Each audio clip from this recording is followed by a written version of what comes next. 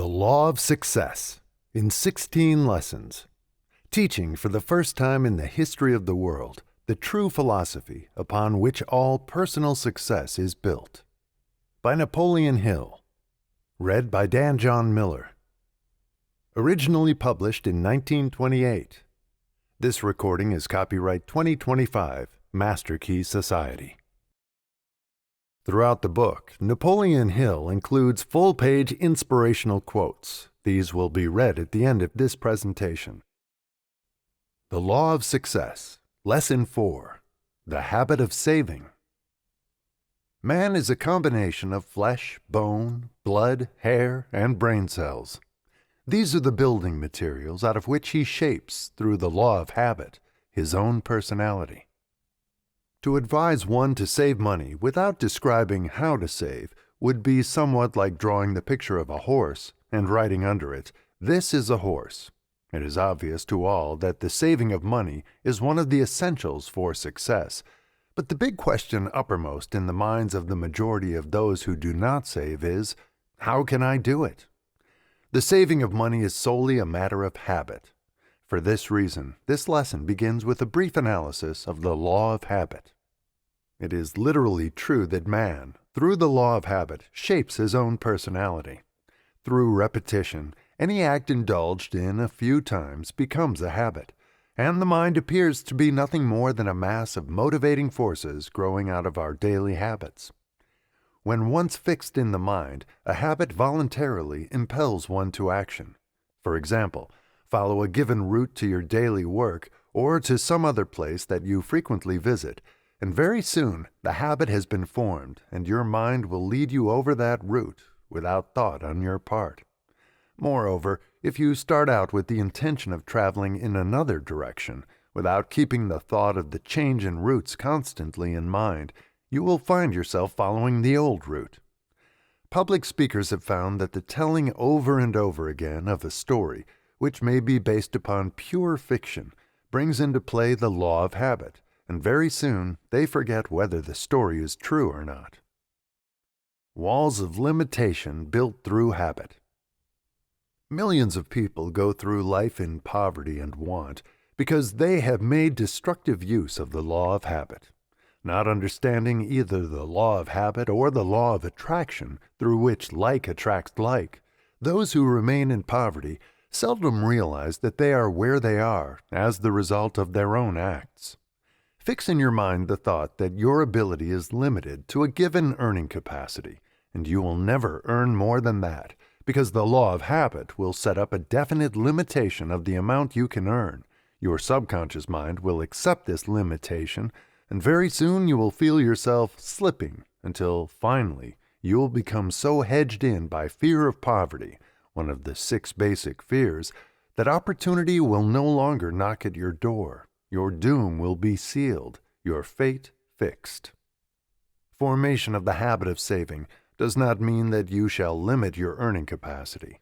It means just the opposite, that you shall apply this law so that it not only conserves that which you earn in a systematic manner, but it also places you in the way of greater opportunity and gives you the vision, the self-confidence, the imagination, the enthusiasm, the initiative, and leadership actually to increase your earning capacity. Stating this great law in another way, when you thoroughly understand the law of habit, you may ensure yourself success in the great game of money-making by playing both ends of that game against the middle. You proceed in this manner.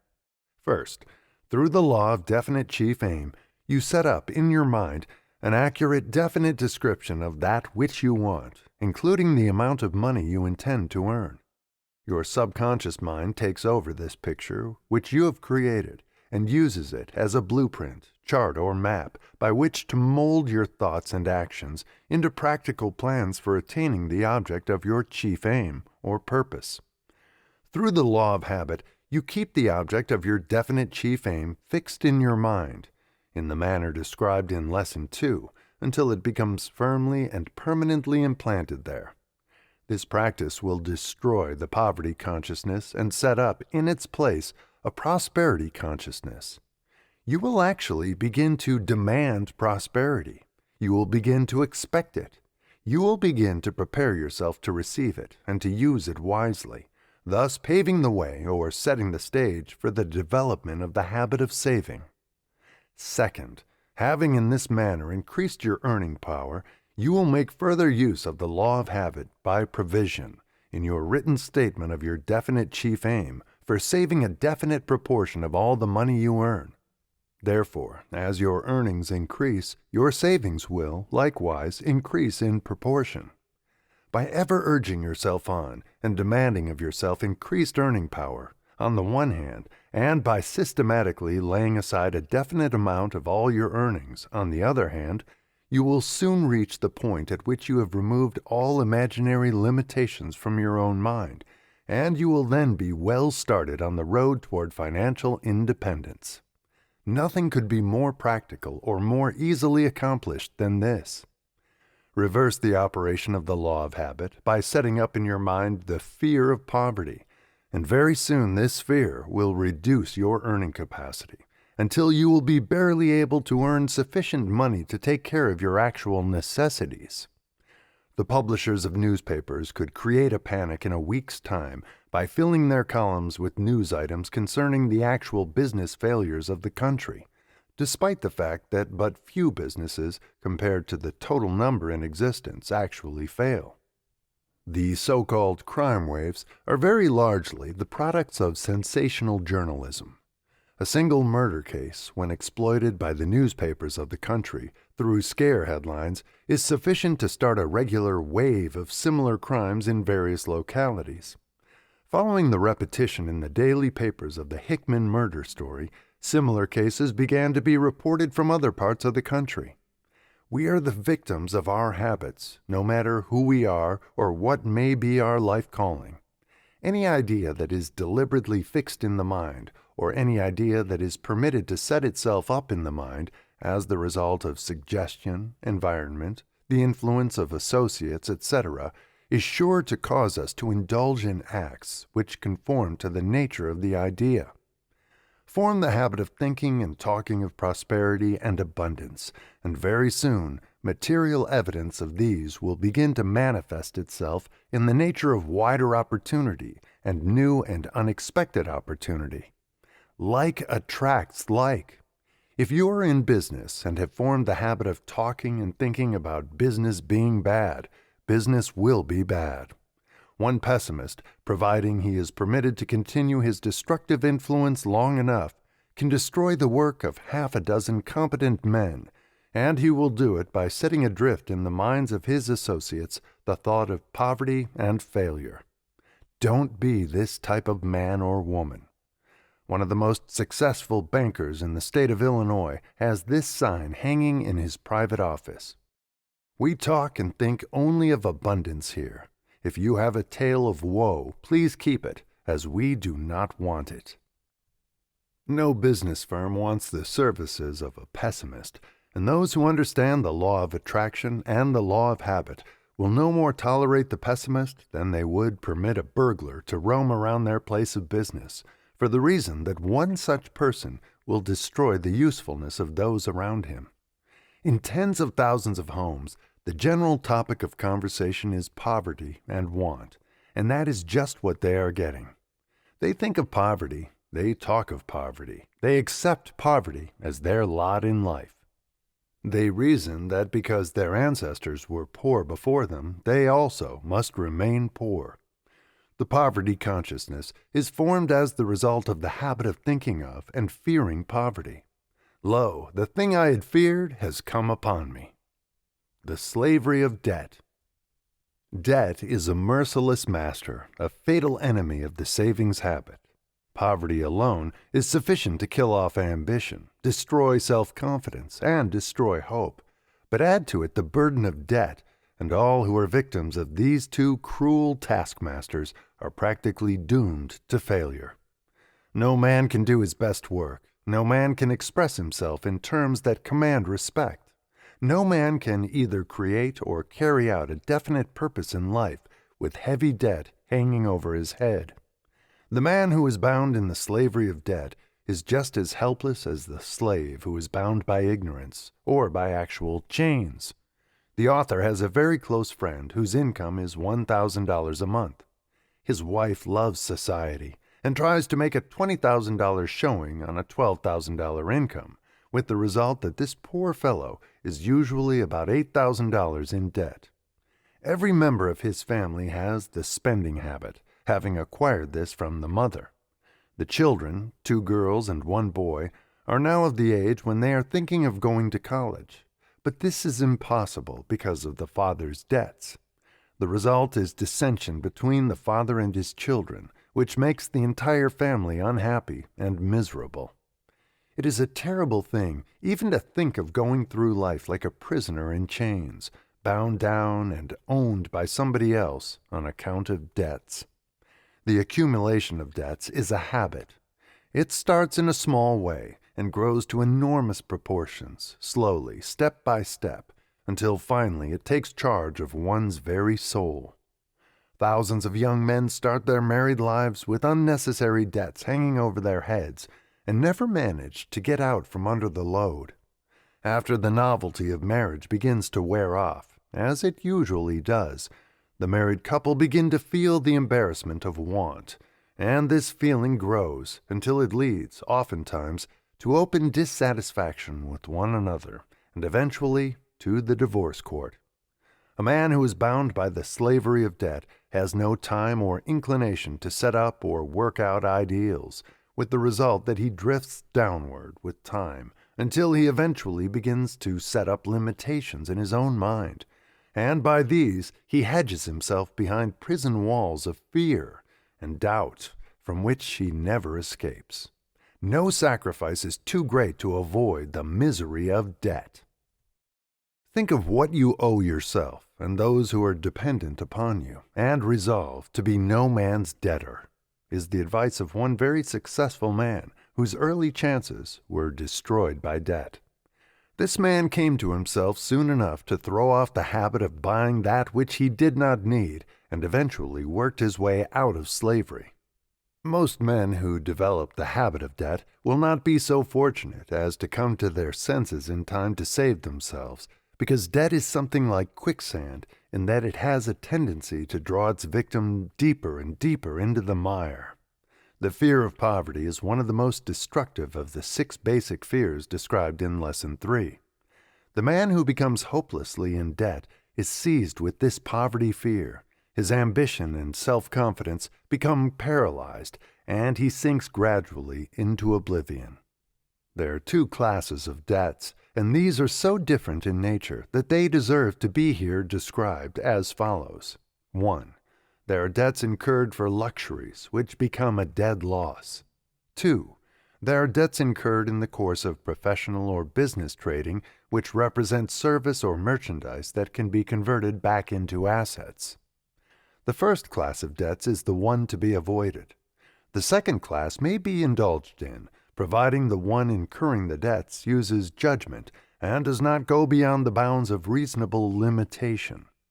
The moment one buys beyond his limitations, he enters the realm of speculation, and speculation swallows more of its victims than it enriches. Practically all people who live beyond their means are tempted to speculate with the hope that they may recoup at a single turn of the wheel of fortune, so to speak, their entire indebtedness. The wheel generally stops at the wrong place, and, far from finding themselves out of debt, such people as indulge in speculation are bound more closely as slaves of debt. The fear of poverty breaks down the willpower of its victims, and they then find themselves unable to restore their lost fortunes, and, what is still more sad, they lose all ambition to extricate themselves from the slavery of debt. Hardly a day passes that one may not see an account in the newspapers of at least one suicide as the result of worry over debts. The slavery of debt causes more suicides every year than all other causes combined, which is a slight indication of the cruelty of the poverty fear. During the war, millions of men faced the front-line trenches without flinching, knowing that death might overtake them any moment. Those same men when facing the fear of poverty, often cringe and, out of sheer desperation, which paralyzes their reason, sometimes commit suicide. The person who is free from debt may whip poverty and achieve outstanding financial success, but if he is bound by debt, such achievement is but a remote possibility and never a probability. Fear of poverty is a negative, destructive state of mind. Moreover, one negative state of mind has a tendency to attract other similar states of mind. For example, the fear of poverty may attract the fear of ill health, and these two may attract the fear of old age, so that the victim finds himself poverty-stricken, in ill health, and actually growing old long before the time when he should begin to show the signs of old age. Millions of untimely, nameless graves have been filled by this cruel state of mind known as the fear of poverty. Less than a dozen years ago, a young man held a responsible position with the City National Bank of New York City. Through living beyond his income, he contracted a large amount of debts which caused him to worry until this destructive habit began to show up in his work and he was dismissed from the bank's service. He secured another position at less money, but his creditors embarrassed him so that he decided to resign and go away into another city, where he hoped to escape them until he had accumulated enough money to pay off his indebtedness. Creditors have a way of tracing debtors, so very soon they were close on the heels of this young man, whose employer found out about his indebtedness and dismissed him from his position. He then searched in vain for employment for 2 months. One cold night he went to the top of one of the tall buildings on Broadway and jumped off. Debt had claimed another victim. How to master the fear of poverty. To whip the fear of poverty, one must take 2 very definite steps, providing one is in debt. First, quit the habit of buying on credit, and follow this by gradually paying off the debts that you have already incurred.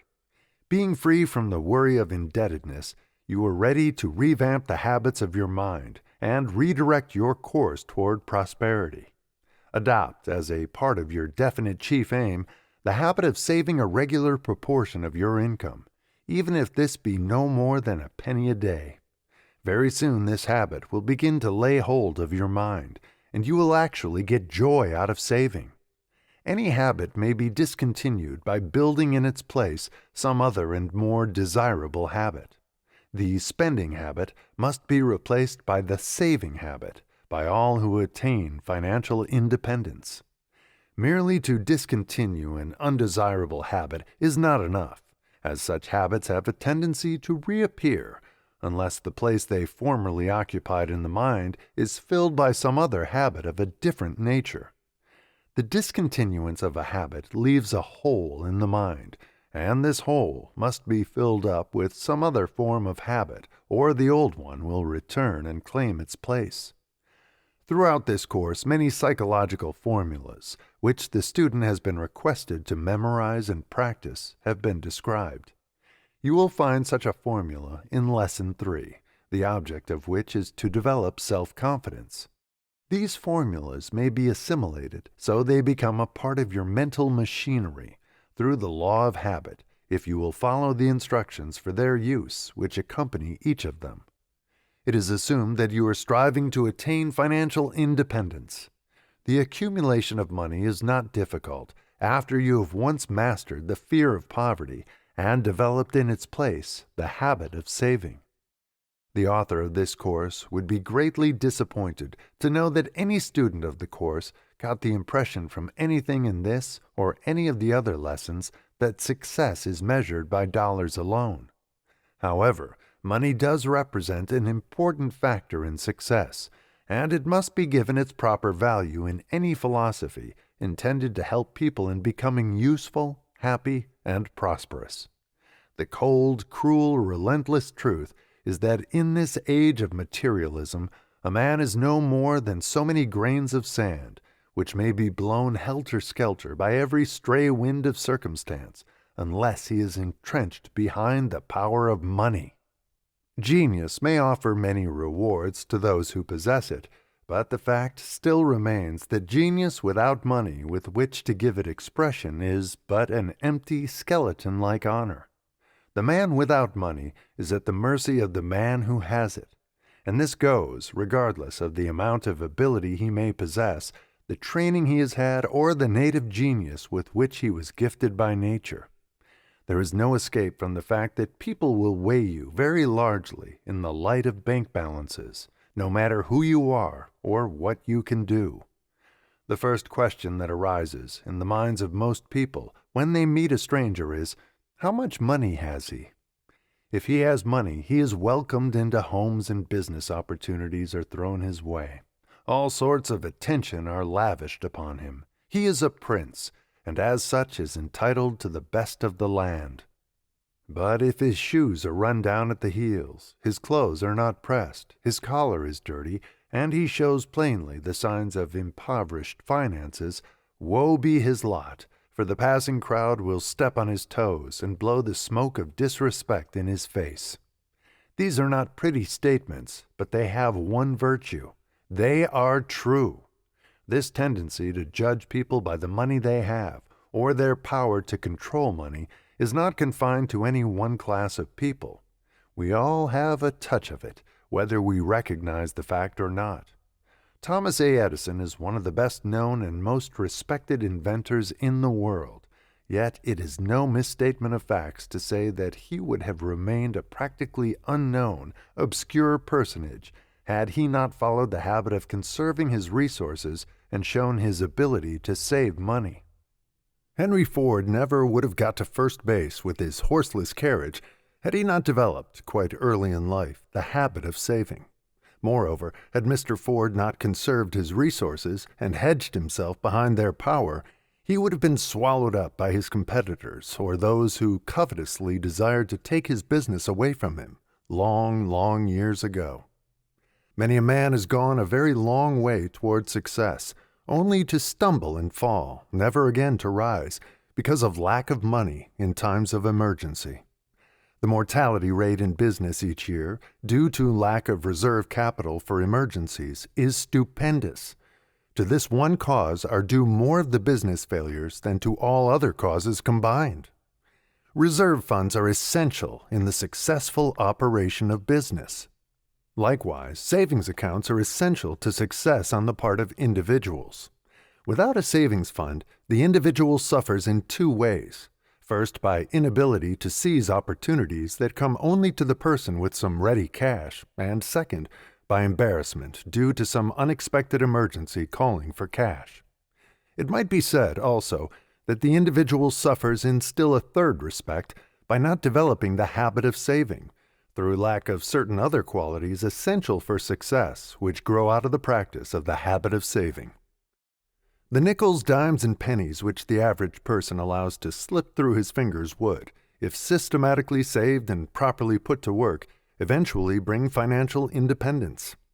Through the courtesy of a prominent building and loan association, the following table has been compiled, showing what a monthly saving of $5, $10, $25, or $50 will amount to at the end of 10 years. These figures are startling when one comes to consider the fact that the average person spends from $5 to $50 a month for useless merchandise or so-called entertainment. The making and saving of money is a science, yet the rules by which money is accumulated are so simple that anyone may follow them.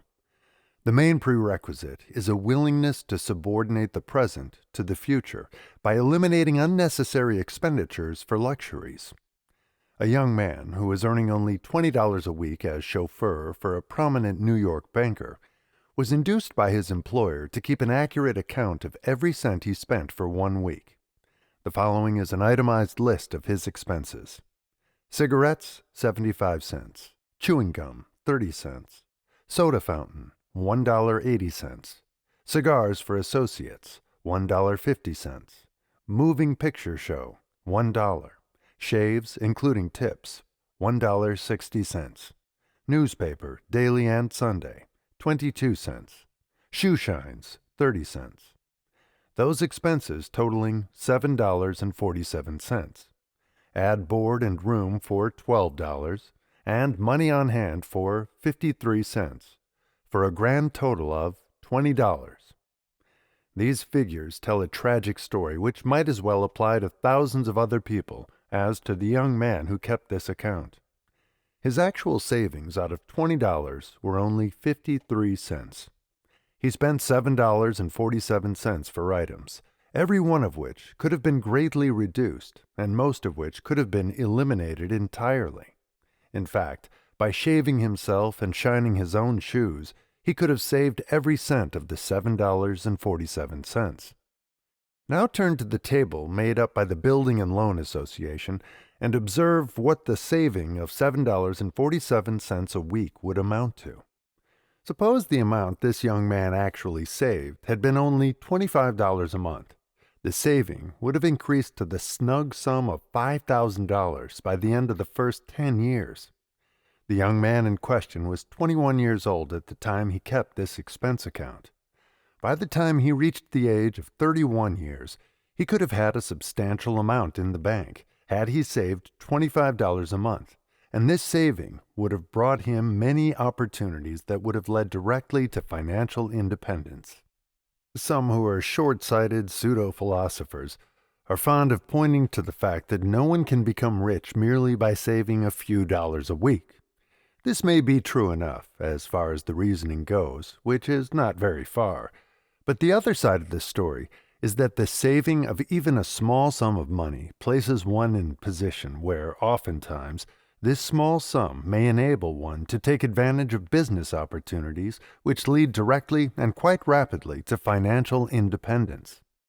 The foregoing table, showing what a saving of $5 a month will amount to at the end of 10 years, should be copied and pasted on your mirror, where it will stare you in the face every morning when you get up and every night as you retire, providing you have not already acquired the habit of systematic saving of money. This table should be reproduced in letters and figures an inch tall and placed on the walls of every public school throughout the land, where it might serve as a constant reminder to all school children of the value of the savings habit. Some years ago, before giving serious thought to the value of the savings habit, this author made up an account of the money which had slipped through his fingers. The amount was so alarming that it resulted in the writing of this lesson, and adding the habit of saving as one of the 15 laws of success. The following is an itemized statement of this account. $4,000. Inherited, invested in automobile supply business with a friend who lost the entire amount in 1 year. $3,600. Extra money earned from sundry writing for magazines and newspapers, all spent uselessly. $30,000. Earned from training 3,000 salesmen with the aid of the law of success philosophy, invested in a magazine which was not a success because there was no reserve capital back of it. $3,400. Extra money earned from public addresses, lectures, etc., all of which was spent as it came in. $6,000. Estimated amount that could have been saved during a period of 10 years out of regular earnings at the rate of only $50 a month. All totaled was $47,000. This amount, had it been saved and invested as received in building and loan associations or in some other manner that would have earned compound interest, would have grown into the sum of $94,000 at the time this lesson is being written. The author is not a victim of any of the usual habits of dissipation, such as gambling, drinking, and excessive entertaining. It is almost unbelievable that a man whose habits of living are reasonably moderate could spend $47,000 within a little over 10 years without having anything to show for the money, but it can be done. A capital reserve of $94,000, working at compound interest, is sufficient to give any man all the financial freedom he needs. I recall one occasion when the president of a large corporation sent me a check for $500 for an address I delivered at a banquet given to the employees, and I distinctly recall what went through my mind when I opened the letter and saw the check. I had wanted a new automobile, and this check was exactly the amount required for the first payment. I had it spent before it had been in my hands 30 seconds. Perhaps this is the experience of the majority of people. They think more of how they are going to spend what they have than they do about ways and means of saving. The idea of saving, and the self-control and self-sacrifice which must accompany it, is always accompanied by thoughts of an unpleasant nature, but oh, how it does thrill one to think of spending. There is a reason for this, and that reason is the fact that most of us have developed the habit of spending while neglecting the habit of saving. And any idea that frequents the human mind but seldom is not as welcome as that which frequents it often. In truth, the habit of saving can be made as fascinating as the habit of spending, but not until it has become a regular, well-grounded, systematic habit. We like to do that which is often repeated, which is but another way of stating what the scientists have discovered, that we are victims of our habits. The habit of saving money requires more force of character than most people have developed, for the reason that saving means self-denial and sacrifice of amusements and pleasures in scores of different ways. For this very reason, one who develops the saving habit acquires, at the same time, many of the other needed habits which lead to success, especially self-control, self-confidence, courage, poise, and freedom from fear. How much should one save? The first question that will arise is, how much should one save? The answer cannot be given in a few words, for the amount one should save depends upon many conditions, some of which may be within one's control and some of which may not be. Generally speaking, a man who works for a salary should apportion his income about as follows. Savings account, 20%. Living, clothes, food, and shelter, 50%. Education, 10%. Recreation, 10%. Life insurance, 10%, for a total of 100%. The following, however, indicates the approximate distribution which the average man actually makes of his income. Savings account, nothing. Living, clothing, food, and shelter, 60%. Education, 0%. Recreation, 35%. Life insurance, 5%. Total, 100%.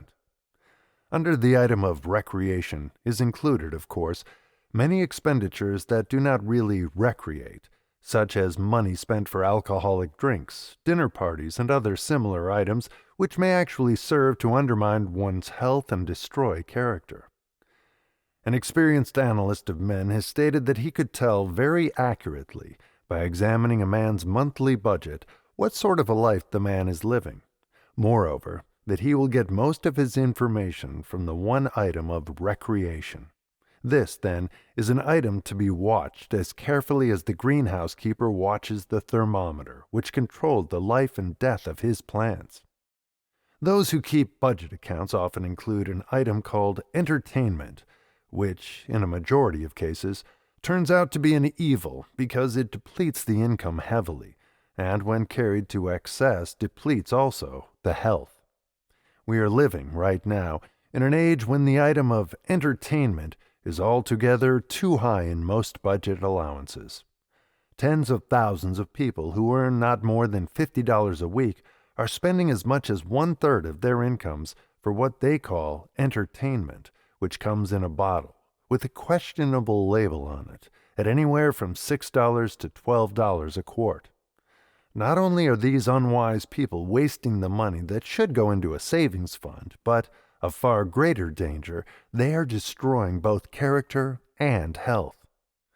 Nothing in this lesson is intended as a preachment on morality or on any other subject. We are here dealing with cold facts which, to a large extent, constitute the building materials out of which success may be created. However, there is an appropriate place to state some facts which have such a direct bearing on the subject of achieving success that they cannot be omitted without weakening this entire course in general, and this lesson in particular. The author of this course is not a reformer. Neither is he a preacher on morals, as this field of useful endeavor is quite well covered by others who are able workers. What is here stated, therefore, is intended as a necessary part of a course of philosophy whose purpose is to mark a safe road over which one may travel to honorable achievement. During the year 1926, the author was in partnership with the late Don R. Mellett, who was, at that time, the publisher of the Canton, Ohio Daily News. Mr. Mellett became interested in the law of success philosophy because it offered, as he believed, sound counsel to young men and young women who really wished to get ahead in life.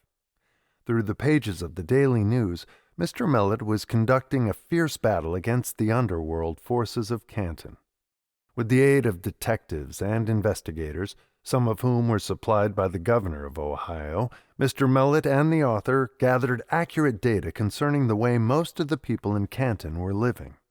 In July 1926, Mr. Mellett was assassinated from ambush, and 4 men, one of them a former member of the Canton police force, are now serving life sentences in the Ohio State Penitentiary for the crime. During the investigation into crime conditions in Canton, all reports came to the author's office, and the data here described are, therefore, known to be absolutely accurate.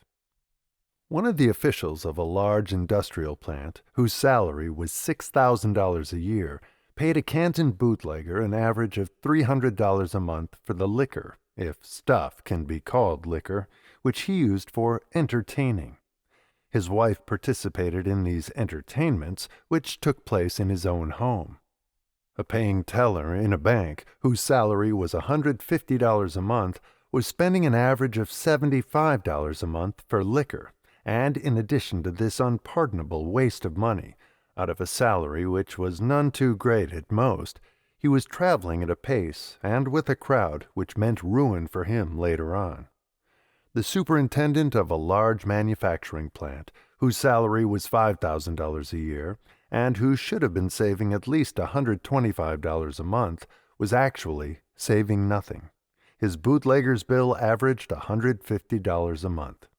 A policeman whose income was $160 a month was spending over $400 a month on dinner parties at a nearby roadhouse. Where he got the difference between his legitimate income and his actual expenditures is a question that reflects no particular credit on the policeman. A bank official whose income, as near as it could be estimated from his previous year's income tax reports, was about $8,000 a year, had a monthly bootlegger's bill of more than $500 during the 3 months that his activities were checked by the Mellett investigators. A young man who worked in a department store at a salary of $20 a week was spending an average of $35 a week with one bootlegger. The assumption was that he was stealing the difference from his employer. Old man trouble awaited this young man just around the corner, although it is not known by the author whether or not the two have come together as yet. A salesman for a life insurance company, whose income was not known because he worked on a commission basis, was spending an average of $200 a month with one bootlegger. No record of any savings account was found, and the assumption is that he had none.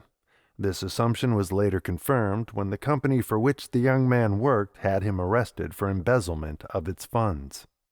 No doubt he was spending the money which he should have turned into the company. He is now serving a long sentence in the Ohio State Penitentiary. A young lad who was attending high school was spending large sums for liquor. The actual amount was not obtainable for the reason that he paid cash as he got the liquor, and the bootlegger's records did not, therefore, disclose the actual amount. Later, this boy's parents had him locked up to save him from himself. It was found that he was stealing money from a savings fund kept by his mother, somewhere about the house. He had stolen and spent more than $300 of this money when discovered. This author conducted a lecture bureau in 41 high schools, where he lectured once a month during the entire school season. The principals of these high schools stated that less than 2% of the students showed any tendency toward saving money, and an examination through the aid of a questionnaire prepared for that purpose disclosed the fact that only 5% of the students, out of a total of 11,000 of the high school age, believed that the savings habit was one of the essentials for success. It is no wonder the rich are becoming richer and the poor are becoming poorer. Call this a socialistic statement if you please, but the facts bear out its accuracy. It is not difficult for any man to become rich in a country of spendthrifts such as this, where millions of people spend every cent that comes into their possession. Many years ago, before the present wave of mania for spending spread over the country, F.W. Woolworth devised a very simple method of catching the nickels and dimes that millions of people throw away for trash, and his system netted him over $100 million in a few years' time. Woolworth has died, but his system of saving nickels and dimes continues, and his estate is growing bigger and bigger. 5 and 10-cent stores are usually painted with a bright red front. That is an appropriate color, for red denotes danger. Every 5 and 10-cent store is a striking monument that proves, to a nicety, that one of the cardinal faults of this generation is the spending habit. We are all victims of habit. Unfortunately for most of us, we are reared by parents who have no conception whatsoever of the psychology of habit, and, without being aware of their fault, most parents aid and abet their offspring in the development of the spending habit by overindulgence with spending money, and by lack of training in the habit of saving. The habits of early childhood cling to us all through life. Fortunate indeed is the child whose parents have the foresight and the understanding of the value, as a character builder, of the habit of saving, to inculcate this habit in the minds of their children. It is a training that yields rich rewards. Give the average man $100 that he did not contemplate receiving, and what will he do with it? Why, he will begin to cogitate in his own mind on how he can spend the money. Dozens of things that he needs, or thinks he needs, will flash into his mind, but it is a rather safe bet that it will never occur to him, unless he has acquired the savings habit, to make this $100 the beginning of a savings account. Before night comes, he will have the $100 spent, or at least he will have decided in his mind how he is going to spend it, thus adding more fuel to the already too bright flame of habit of spending. We are ruled by our habits. It requires force of character, determination, and power of firm decision to open a savings account and then add to it a regular, if small, portion of all subsequent income. There is one rule by which any man may determine, well in advance, whether or not he will ever enjoy the financial freedom and independence which is so universally desired by all men, and this rule has absolutely nothing to do with the amount of one's income. The rule is that if a man follows this systematic habit of saving a definite proportion of all money he earns or receives in other ways, he is practically sure to place himself in a position of financial independence. If he saves nothing, he is absolutely sure never to be financially independent, no matter how much his income may be. The one and only exception to this rule is that a man who does not save might possibly inherit such a large sum of money that he could not spend it, or he might inherit it under a trust which would protect it for him. But these eventualities are rather remote, so much so, in fact, that you cannot rely upon such a miracle happening to you. This author enjoys a rather close acquaintance with many hundreds of people throughout the United States and in some foreign countries. For nearly 25 years, he has been watching many of these acquaintances, and knows, therefore, from actual experience how they live, why some of them have failed while others have succeeded, and the reasons for both failure and success. This list of acquaintances covers men who control hundreds of millions of dollars and actually own many millions which they have acquired. Also men who have had millions of dollars, all of which passed through their fingers, and they are now penniless. For the purpose of showing the student of this philosophy just how the law of habit becomes a sort of pivotal point on which success or failure turns, and exactly why no man can become financially independent without developing the habit of systematic saving, the living habits of some of these many acquaintances will be described. We will begin with a complete history, in his own words, of a man who has made $1 million in the field of advertising, but who now has nothing to show for his efforts. This story first appeared in the American magazine, and it is here reprinted through the courtesy of the publishers of that publication. The story is true in every respect, and it has been included as a part of this lesson because the author of the story, Mr. W.C. Freeman, is willing to have his mistakes made public with the hope that others may avoid them. I have made $1 million, but I haven't got a cent. While it is embarrassing, yes, humiliating, publicly to confess to an outstanding fault that has made a good deal of a mess of my life today, nevertheless, I have decided to make this confession for the good it may do. I'm going to make a clean breast of how I let slip through my fingers all the money I have earned thus far in my lifetime, which approximates $1 million. This amount I made through my work in the field of advertising, except a few $1,000s I earned up to 25 years of age by teaching in country schools and by writing newsletters to some country weeklies and daily newspapers. Maybe one lone million does not seem a lot of money in these days of many millions and even billions, but it is a big sum of money just the same. If there are any who think to the contrary, let them count 1 million. I tried to figure out the other night how long it would take to do so. I found I could count an average of 100 a minute. On this basis, it would take me 20 days of 8 hours each, plus 6 hours and 40 minutes on the 21st day to do the stunt.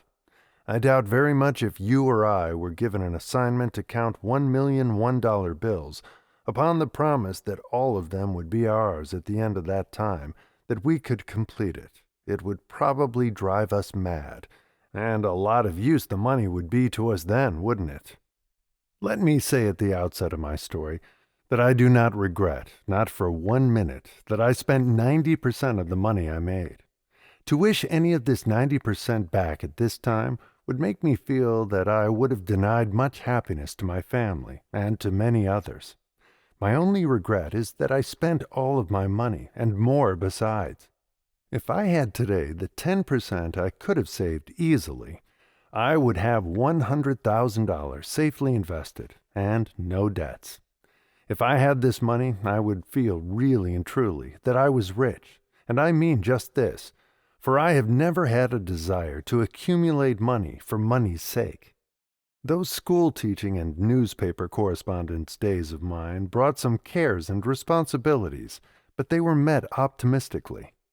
I married at the age of 21, with the full approval of parents on both sides, who believed thoroughly in the doctrine preached by Henry Ward Beecher that early marriages are virtuous marriages.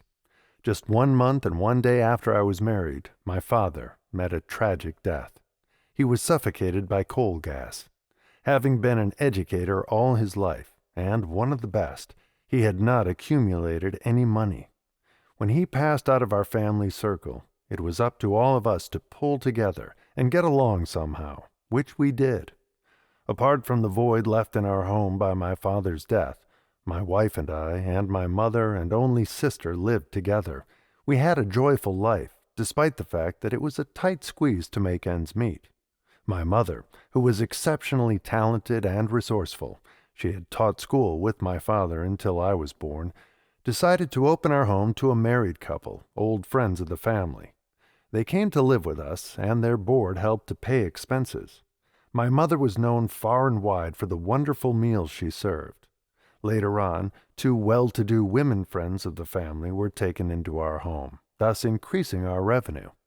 My sister helped very substantially by teaching a kindergarten class, which met in the big living room of our home. My wife contributed her share to the household by taking charge of the sewing and mending. Those were very happy days. Nobody in the household was extravagant or had any extravagant tendencies, except perhaps myself, for I was always inclined to be free with money. I liked to make gifts to the family and to entertain friends. When the first baby came into our home, a boy, we all thought heaven had opened its doors to us. My wife's parents, who took the keenest and deepest interest in our affairs, and who were always ready to lend a helping hand, were equally happy over the coming of their first grandchild. My brother-in-law, much older than my wife, and a bachelor, could not understand at first the joy we all felt, but even he began to strut around like a proud peacock after a while. What a difference a baby makes in a home! I am injecting these details into my story merely to emphasize how the early days of my life were lived. I had no opportunity to spend much money, and yet I had as much happiness in those days as I have ever had since. The strange thing about it all is that the experience of those days did not teach me the value of money. If anybody ever had a practical lesson to guide him in his future, I certainly had it. But let me tell you how this early experience affected me. The birth of my son inspired me to do something that would make more money than I was getting at teaching school and in writing for newspapers. I did not want my wife, mother, and sister to feel that they would have to continue indefinitely to do their part in sustaining the household. Why should a fellow, big and strong and healthy as I have always been, and with a reasonable amount of ability, be content to remain a spoke in the wheel? Why shouldn't I be the whole wheel, as far as providing for the family was concerned? Following my desire to make more money, I took on the selling of books, in addition to teaching and writing for newspapers. This earned for me quite a little extra money. Finally, I gave up teaching and concentrated on selling books and writing for newspapers. My book selling took me to Bridgeton, New Jersey. It was here that I got my first real start in making money. I had to be away from home a great deal to do this work, but the sacrifice was worthwhile. I earned enough money in a few weeks to send more money home than I had contributed to the household in any year from my school teaching and newspaper correspondence. After combing the territory in the Bridgeton zone, I became interested in a newspaper in that city, the Morning Star. It seemed to me that the editor and publisher of this paper needed a helper. I called on him and told him so. He said, "Heavens, young man, how can I hire you? I am not earning enough money to pay for my own living." "That's just it," said I. "I believe together we can make the Star a success. I'll tell you what I'll do. I'll work for you for 1 week for $1 a day. At the end of the week, if I have made good, I'll expect you to pay me $3 a day for the second week. And then, if I continue to do well, I'll expect you to pay me $6 a day for the third week. And we'll continue from then on until the paper makes enough money to pay me $50 a week." The owner agreed to my proposition. At the end of 2 months, I was being paid $50 a week, which in those days was considered a big salary. I began to feel that I was well on my way toward making money, but all I wanted it for was to make my family more comfortable. $50 a week was just 4 times as much as I had made teaching school.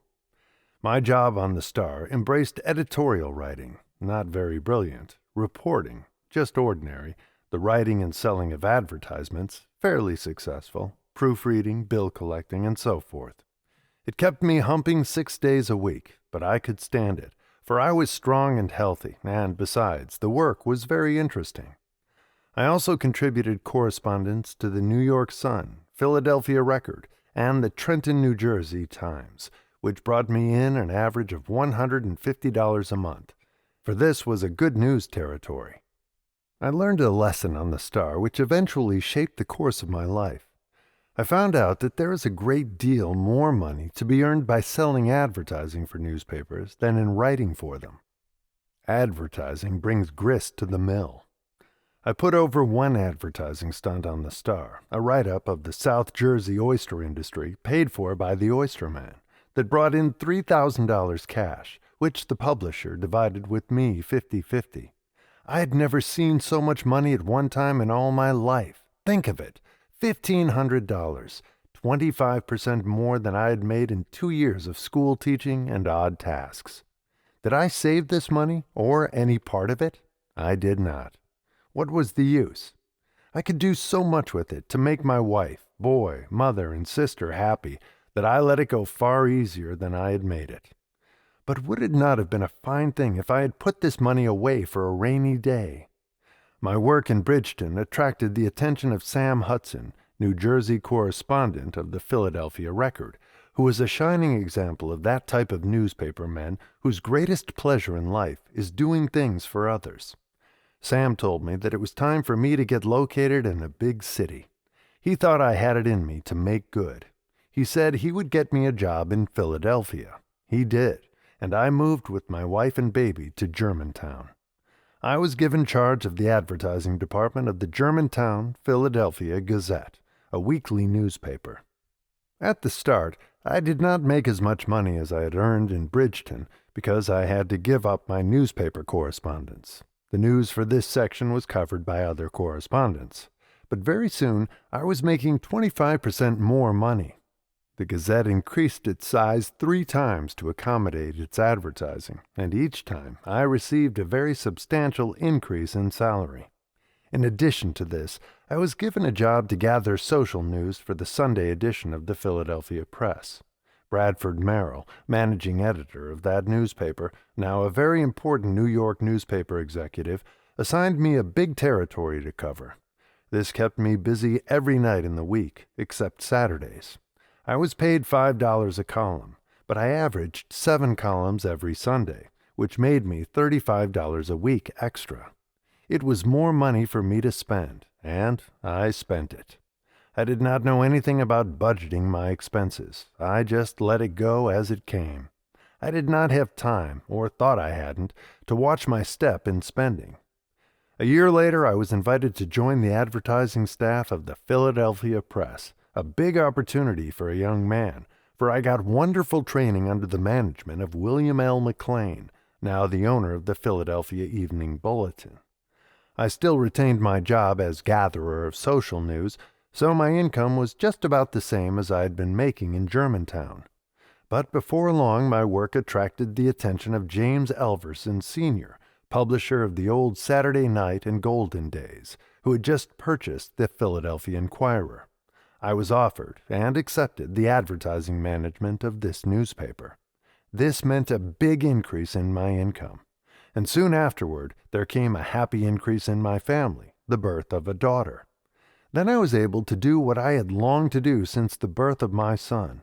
I got the family together again under one roof, my wife and 2 babies, my mother and sister. At last I was able to relieve my mother of any cares or responsibilities, and never again did she have either as long as she lived.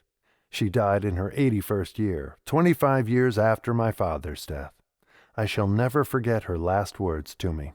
"Will, you have never caused me a moment's worry since you were born, and I could not have had more than you have given me had I been the Queen of England." I was making at this time 4 times more money than my father had made as superintendent of public schools in my hometown of Phillipsburg, New Jersey. All the money, however, passed out of my pockets as easily as water flows through a sieve. Expenses increased with every increase in my income, which is the habit, I suppose, with most people. There was no sane reason, though, for letting my expenses go beyond my income, which I did. I found myself piling up debts, and from this time on I was never out of debt. I did not worry about my debts, though, for I thought I could pay them off at any time.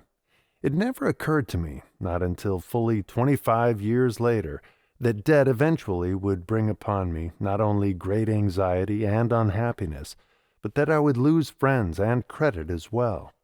But I must pat myself on the back for one thing.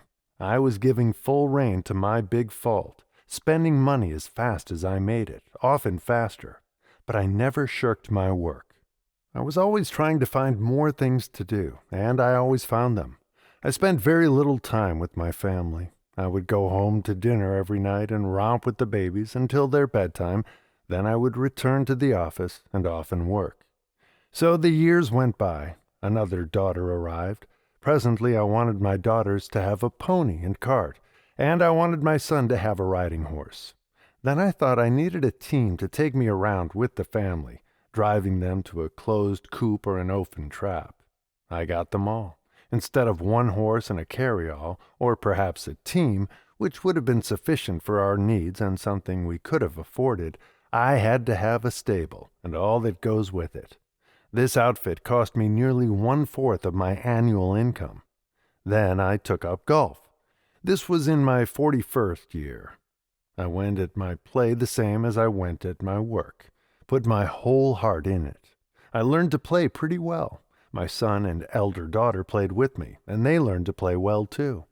It was necessary that my younger daughter should spend the winter in the South and summers in the Adirondacks, but instead of her mother going with her alone, I felt it would be fine if the son and other daughter went along with them. This arrangement was carried out. They went to Pinehurst, North Carolina, every winter, and to expensive resorts in the Adirondacks or in New Hampshire in the summer. All this took a great deal of money. My son and elder daughter were keen about golf and spent a lot of money on it. I also dispersed quite a little on golf courses around New York. Between the three of us, we won 80 prizes, most of which are now in storage. I sat down one day and calculated what these prizes had cost me. I discovered that each trophy had cost me $250, or a total of $45,000 over a period of 15 years, an average of $3,000 a year. Ridiculous, wasn't it? I entertained lavishly at my home. Montclair folks thought I was a millionaire. I frequently invited groups of businessmen to have a day of golf at the club, and then to have dinner with me in the evening. They would have been satisfied with a plain home dinner, but no, I must serve them an elaborate affair staged by a famous caterer. These dinners never cost less than $10 a plate, which did not include the money spent for music while they were dining. I had a Negro quartet come to the house. Our dining room comfortably seated 20 people, and it was filled to capacity many times. It was all very lovely, and I was glad to be their host. In fact, I was very happy over it. I never stopped to think how rapidly I was piling up debts. The day came when they began to bother me a lot. I had entertained so many guests at the golf club one month, paying for luncheons, cigars, and greens fees, that my bill was $450.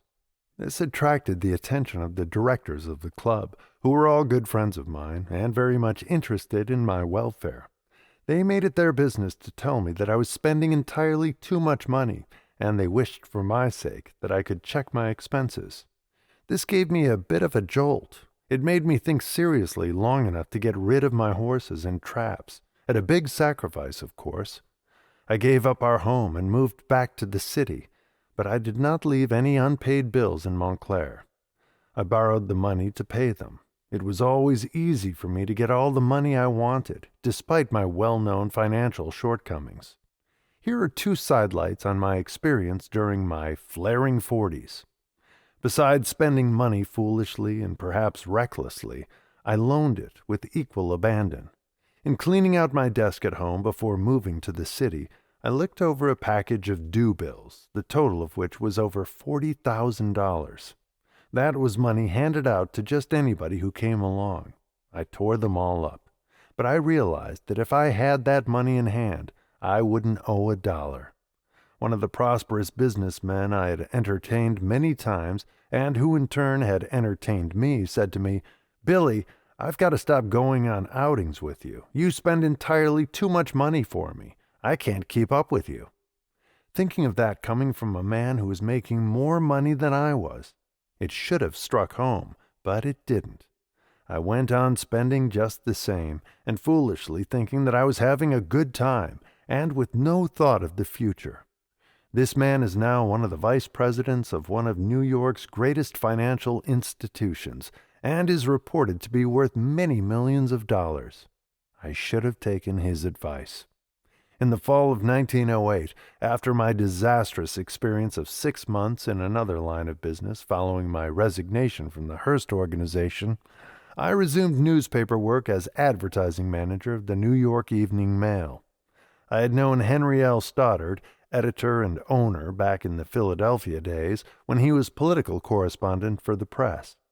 Despite the fact that I was bothered by debts, I did the best work of my life on the Evening Mail, and made more money during the 5 years I was associated with it than I had ever made before. Moreover, Mr. Stoddard gave me the privilege of syndicating advertising talks, which ran in his paper for 1,000 consecutive publication days and earned for me more than $55,000. Mr. Stoddard was very generous in many other ways, and frequently paid me special sums of money for doing what he considered unusual things in the way of developing business. During this period, I was so deeply in debt that, in order to keep things moving as smoothly as possible, but without retrenching in the slightest way in my expenses, I borrowed money from Peter to pay Paul, and from Paul to pay Peter.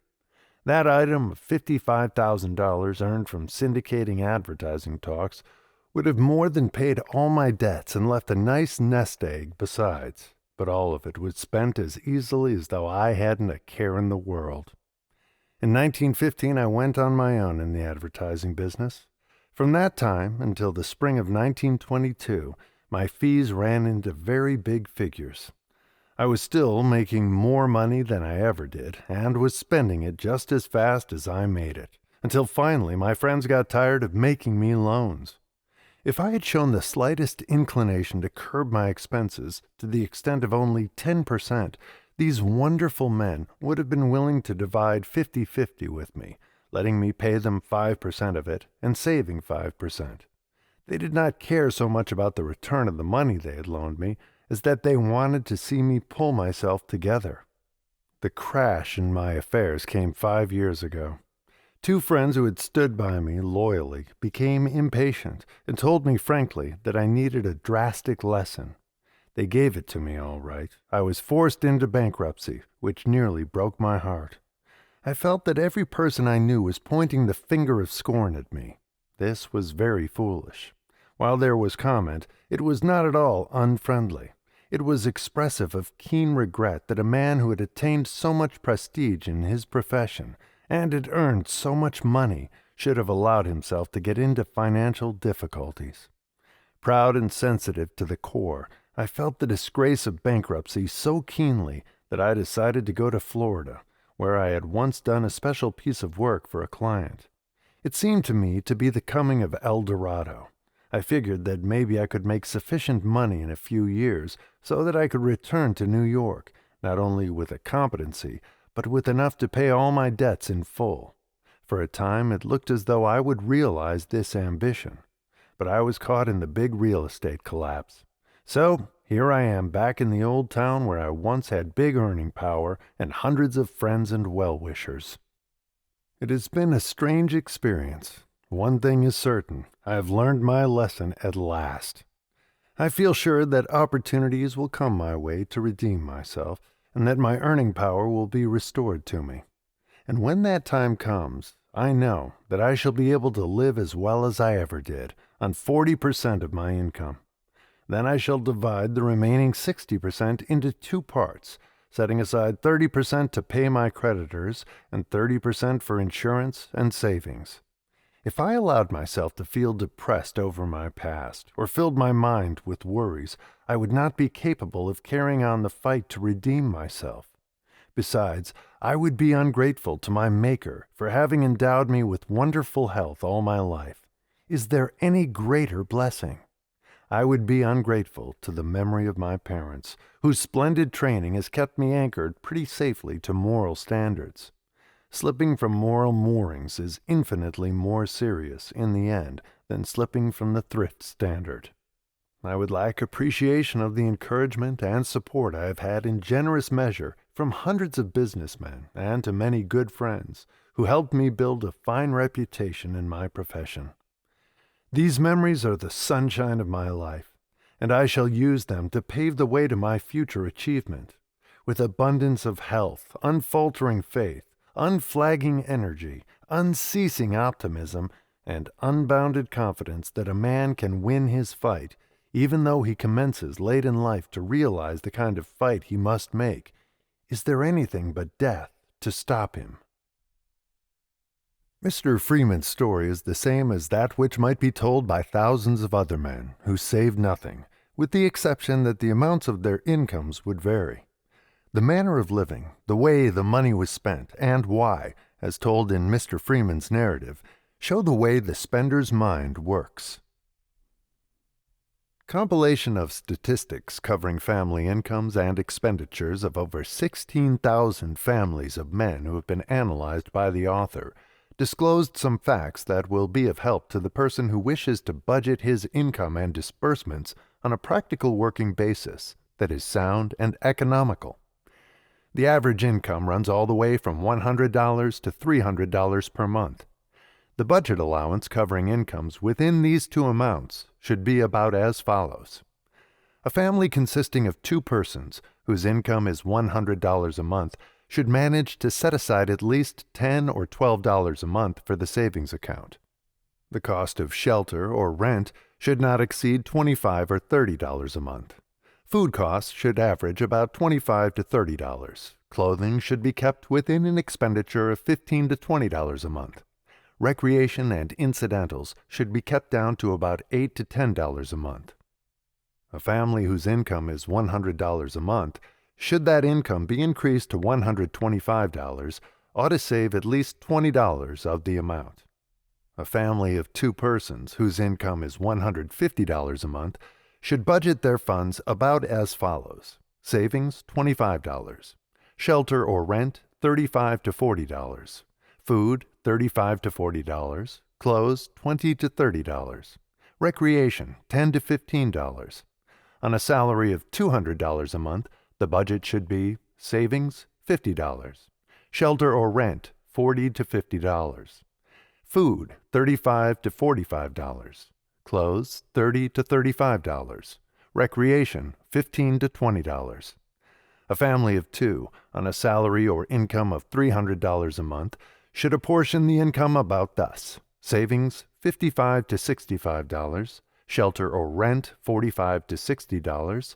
Food, $45 to $60. Clothes, $35 to $45.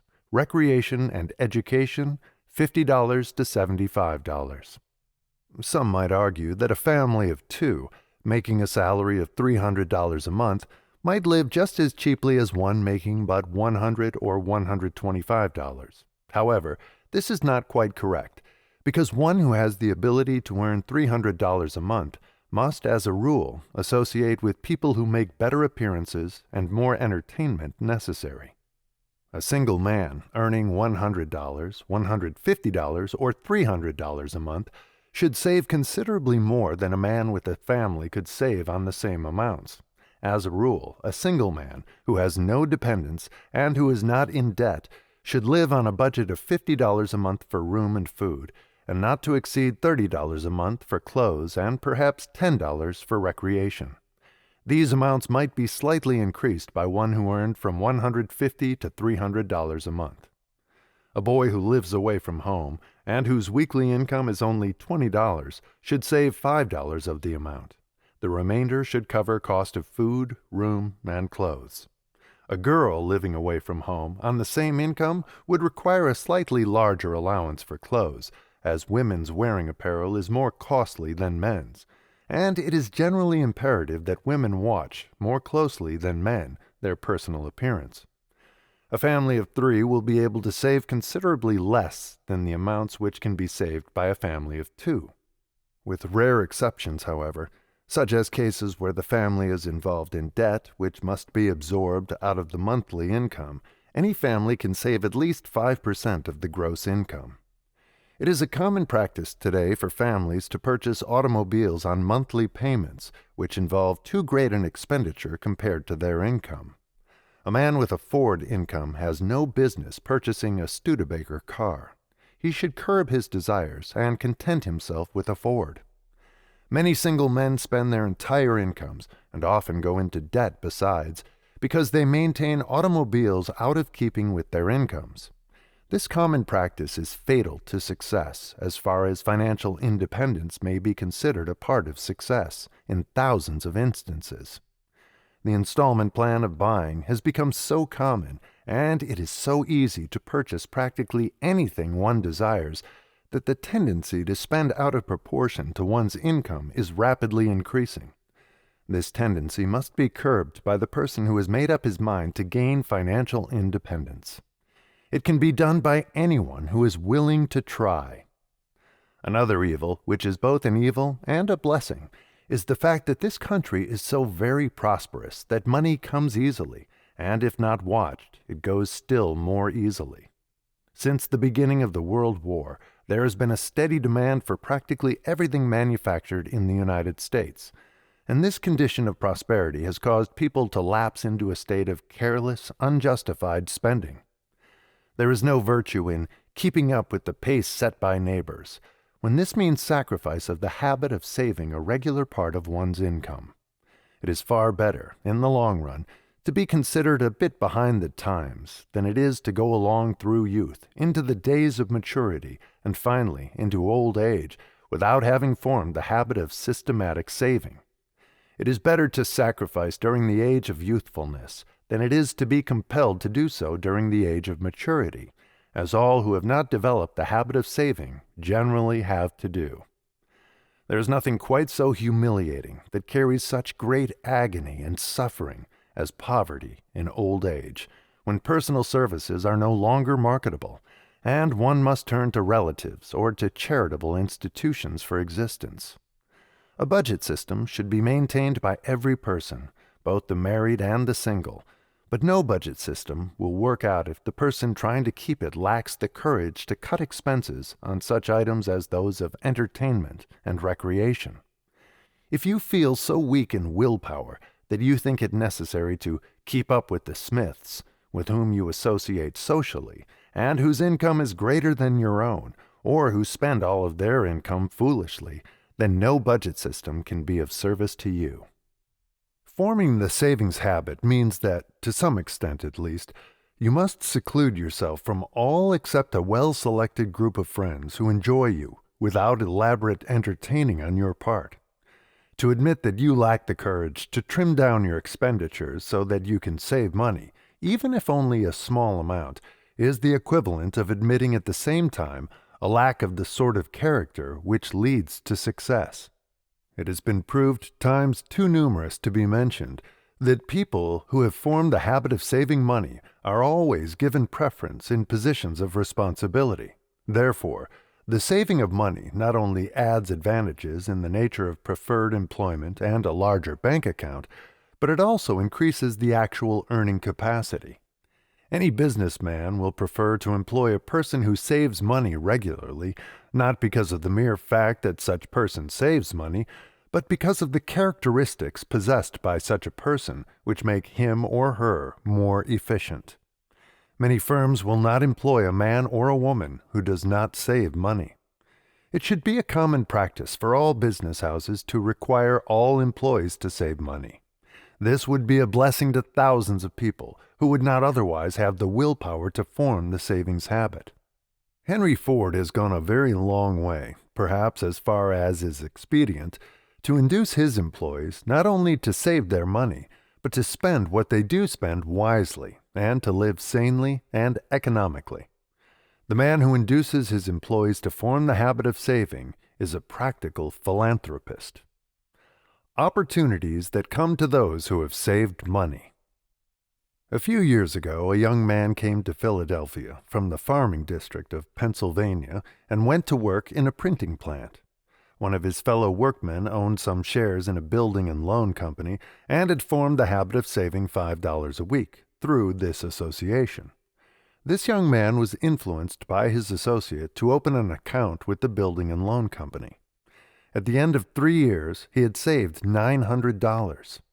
The printing plant for which he worked got into financial difficulty and was about to fail. He came to the rescue with his $900, which he had saved in small amounts, and in return was given a half interest in the business. By inaugurating a system of close economy, he helped the business to pay off its indebtedness, and today he is drawing out of it, as his half of the profits, a little better than $25,000 a year. This opportunity never would have come, or, if it had, he would not have been prepared to embrace it, had he not formed the habit of saving money. When the Ford automobile was perfected during the early days of its existence, Henry Ford needed capital to promote the manufacture and sale of his product. He turned to a few friends who had saved up a few $1,000s, one of whom was Senator Cousins. These friends came to his rescue, put in a few $1,000s with him, and later drew out millions of dollars in profits.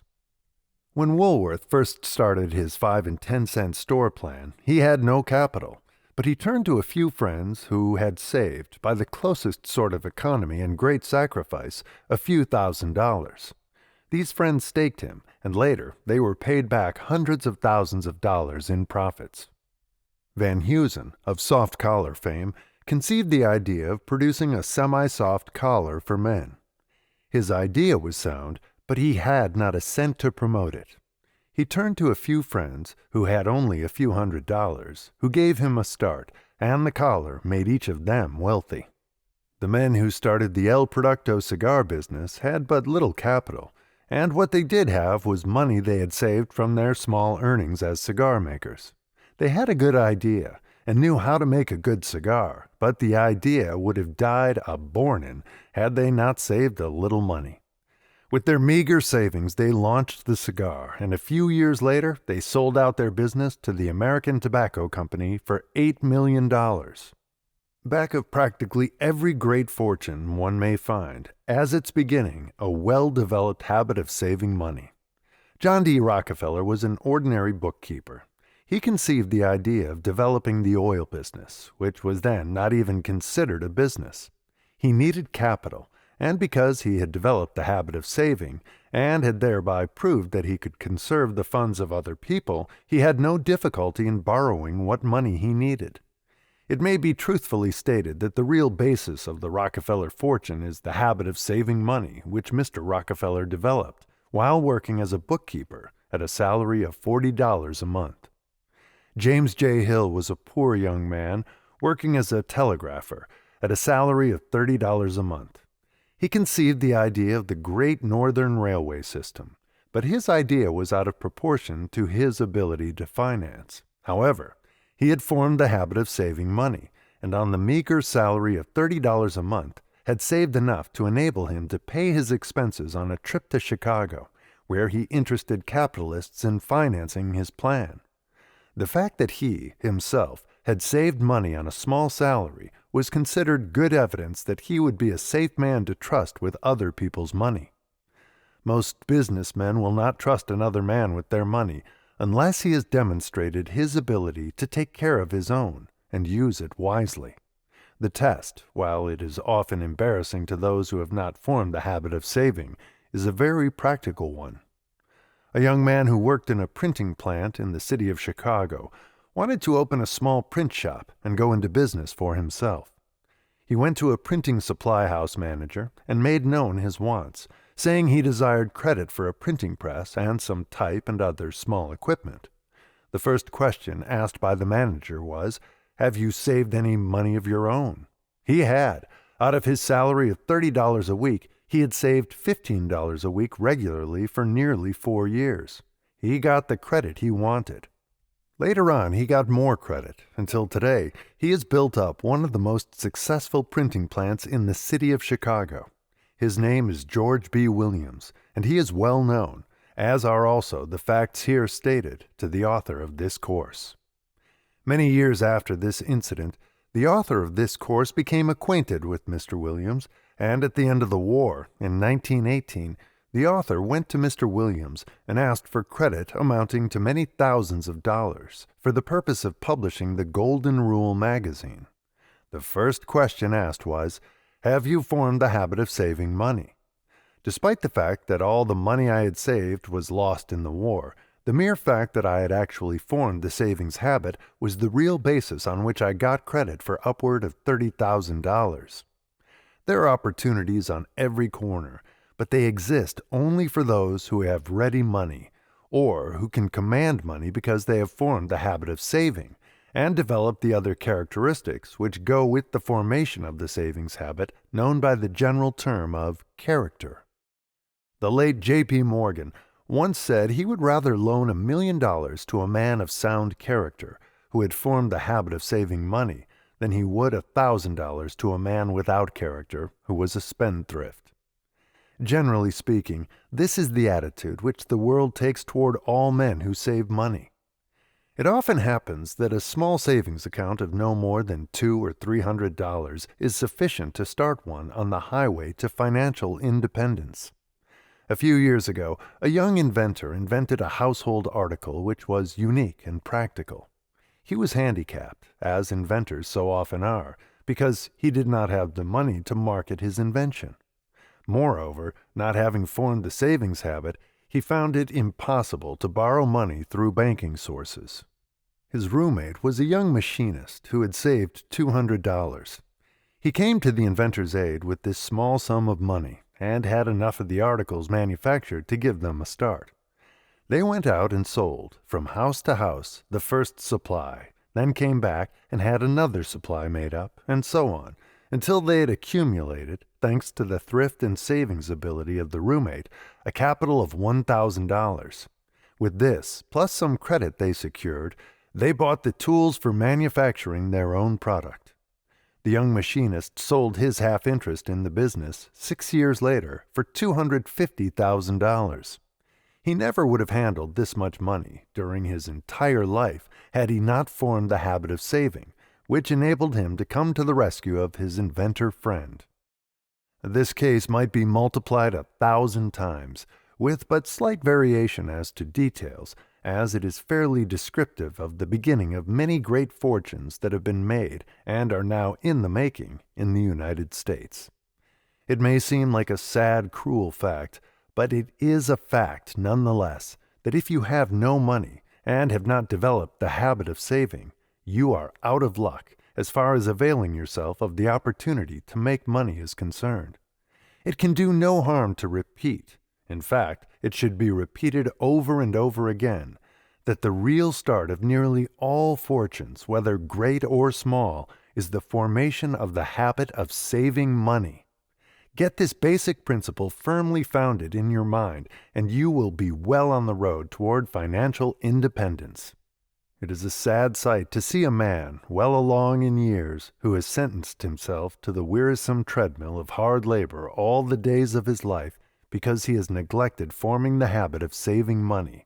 Yet there are millions of such men living in the United States alone today. The greatest thing in life is freedom. There can be no real freedom without a reasonable degree of financial independence. It is a terrible thing to be compelled to be at a certain place, at a certain task, perhaps a task which one does not like, for a certain number of hours every working day of the week, for a whole lifetime. In some ways, this is the same as being in prison, since one's choice of action is always limited. It is really no better than being in prison with the privilege of a trustee, and in some ways it is even worse, because the man who is imprisoned has escaped the responsibility of providing a place to sleep, something to eat, and clothes to wear. The only hope of escape from this lifelong toil which curtails freedom is to form the habit of saving money, and then live up to that habit, no matter how much sacrifice it may require. There is no other way out for millions of people, and unless you are one of the rare exceptions, this lesson and all these statements of fact are meant for you and apply to you. Neither a borrower nor a lender be, for loan oft loses both itself and friend, and borrowing dulls the edge of husbandry. This above all, to thine own self be true, and it must follow, as the night the day, thou canst not then be false to any man. Shakespeare. Lesson 5. Initiative and Leadership. You can do it if you believe you can. Before you proceed to the mastery of this lesson, your attention is directed to the fact that there is perfect coordination of thought running throughout this course. You'll observe that the entire 16 lessons harmonize and blend with each other, so that they constitute a perfect chain that has been built, link by link, out of the factors that enter into the development of power through organized effort. You will observe also that the same fundamental principles of applied psychology form the foundation of each of these 16 lessons, although different application is made of these principles in each of the lessons. This lesson, on initiative and leadership, follows the lesson on self-confidence for the reason that no one could become an efficient leader or take the initiative in any great undertaking without belief in himself. Initiative and leadership are associated terms in this lesson for the reason that leadership is essential for the attainment of success, and initiative is the very foundation upon which this necessary quality of leadership is built. Initiative is as essential to success as a hub is essential to a wagon wheel. And what is initiative? It is that exceedingly rare quality that prompts, nay, impels, a person to do that which ought to be done without being told to do it. Elbert Hubbard expressed himself on the subject of initiative in these words: "The world bestows its big prizes, both in money and honors, for one thing, and that is initiative." What is initiative? I'll tell you. It is doing the right thing without being told. But next to doing the right thing without being told is to do it when you are told once, that is to say, carry the message to Garcia. Those who can carry a message get high honors, but their pay is not always in proportion.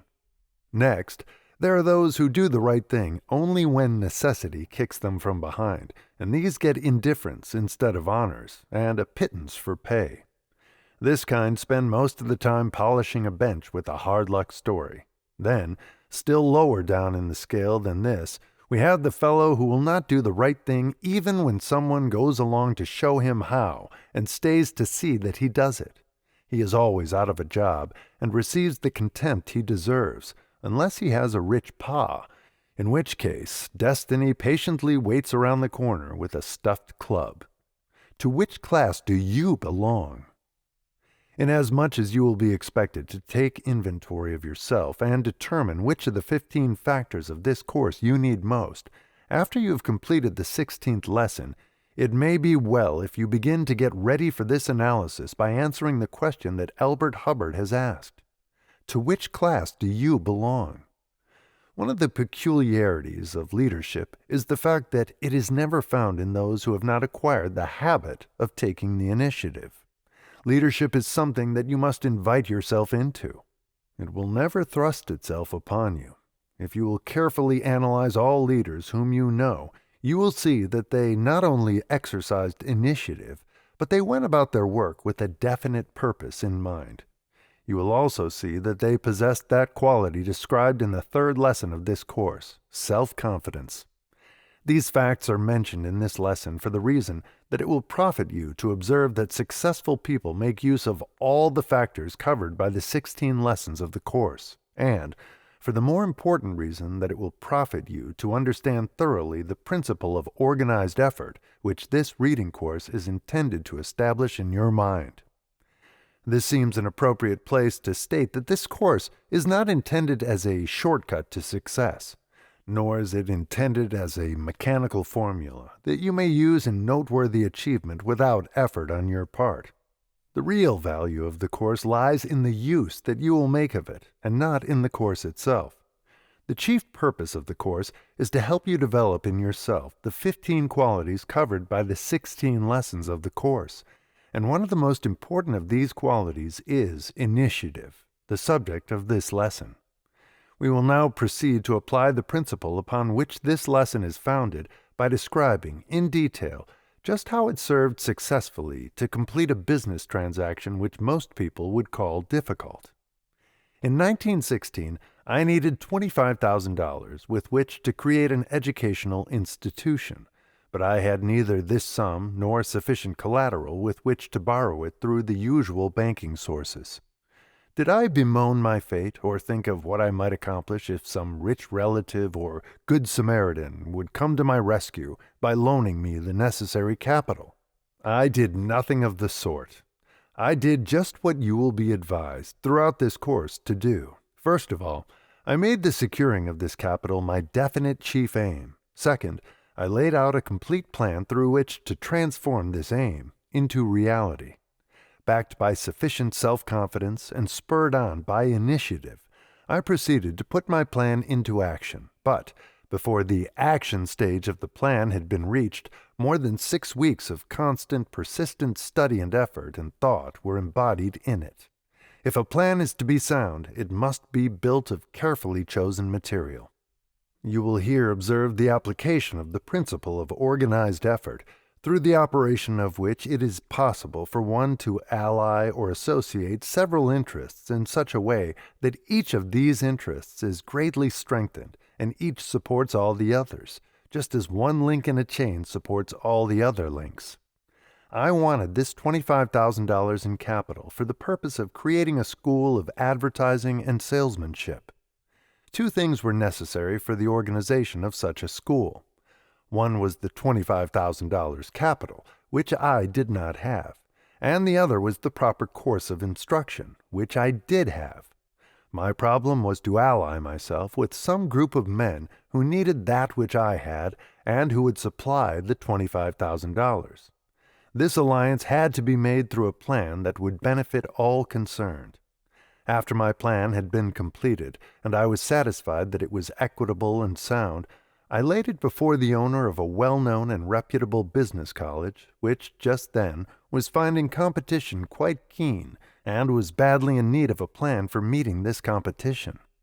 My plan was presented in about these words: whereas you have one of the most reputable business colleges in the city, and whereas you need some plan with which to meet the stiff competition in your field, and whereas your good reputation has provided you with all the credit you need, and whereas I have the plan that will help you meet this competition successfully.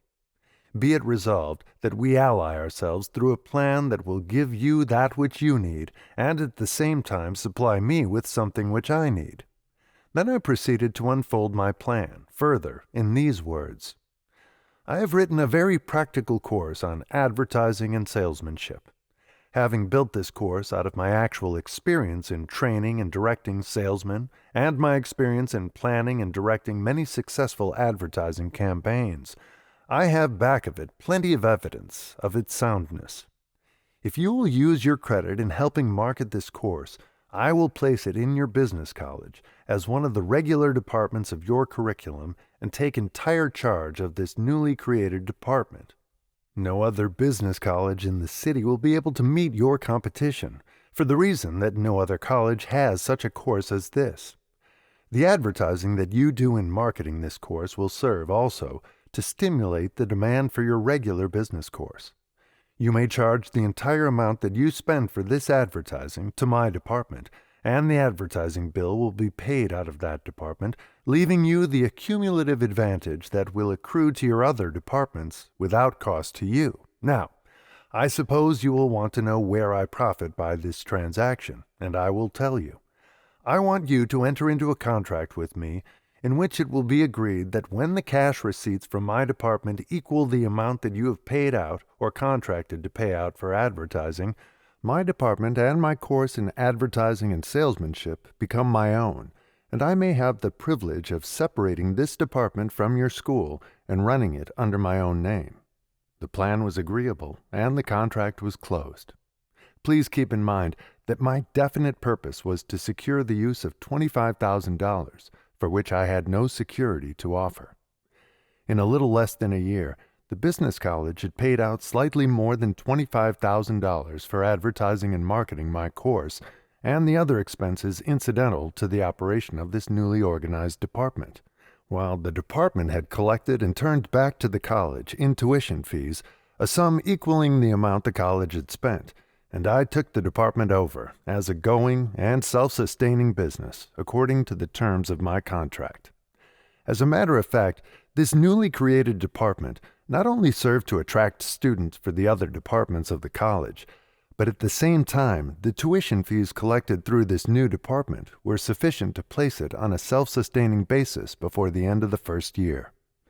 Now you can see that while the college did not loan me one penny of actual capital, it nevertheless supplied me with credit which served exactly the same purpose. I said that my plan was founded upon equity, that it contemplated a benefit to all parties concerned. The benefit accruing to me was the use of the $25,000, which resulted in an established and self-sustaining business by the end of the first year. The benefit accruing to the college was the students secured for its regular commercial and business course as a result of the money spent in advertising my department, all advertising having been done under the name of the college. Today that business college is one of the most successful schools of its kind, and it stands as a monument of sound evidence with which to demonstrate the value of allied effort. This incident has been related not alone because it shows the value of initiative and leadership, but for the reason that it leads up to the subject covered by the next lesson of this reading course on the law of success, which is imagination. There are generally many plans through the operation of which a desired object may be achieved, and it often happens to be true that the obvious and usual methods employed are not the best. The usual method of procedure, in the case related, would have been that of borrowing from a bank.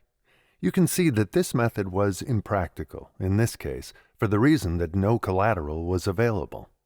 A great philosopher once said, "Initiative is the passkey that opens the door to opportunity."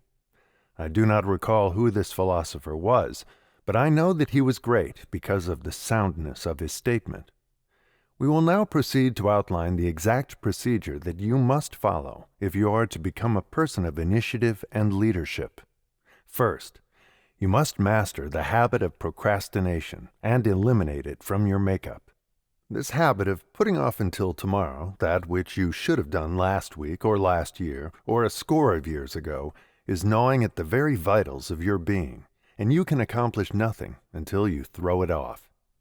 The method through which you eliminate procrastination is based upon a well-known and scientifically tested principle of psychology, which has been referred to in the 2 preceding lessons of this course as autosuggestion.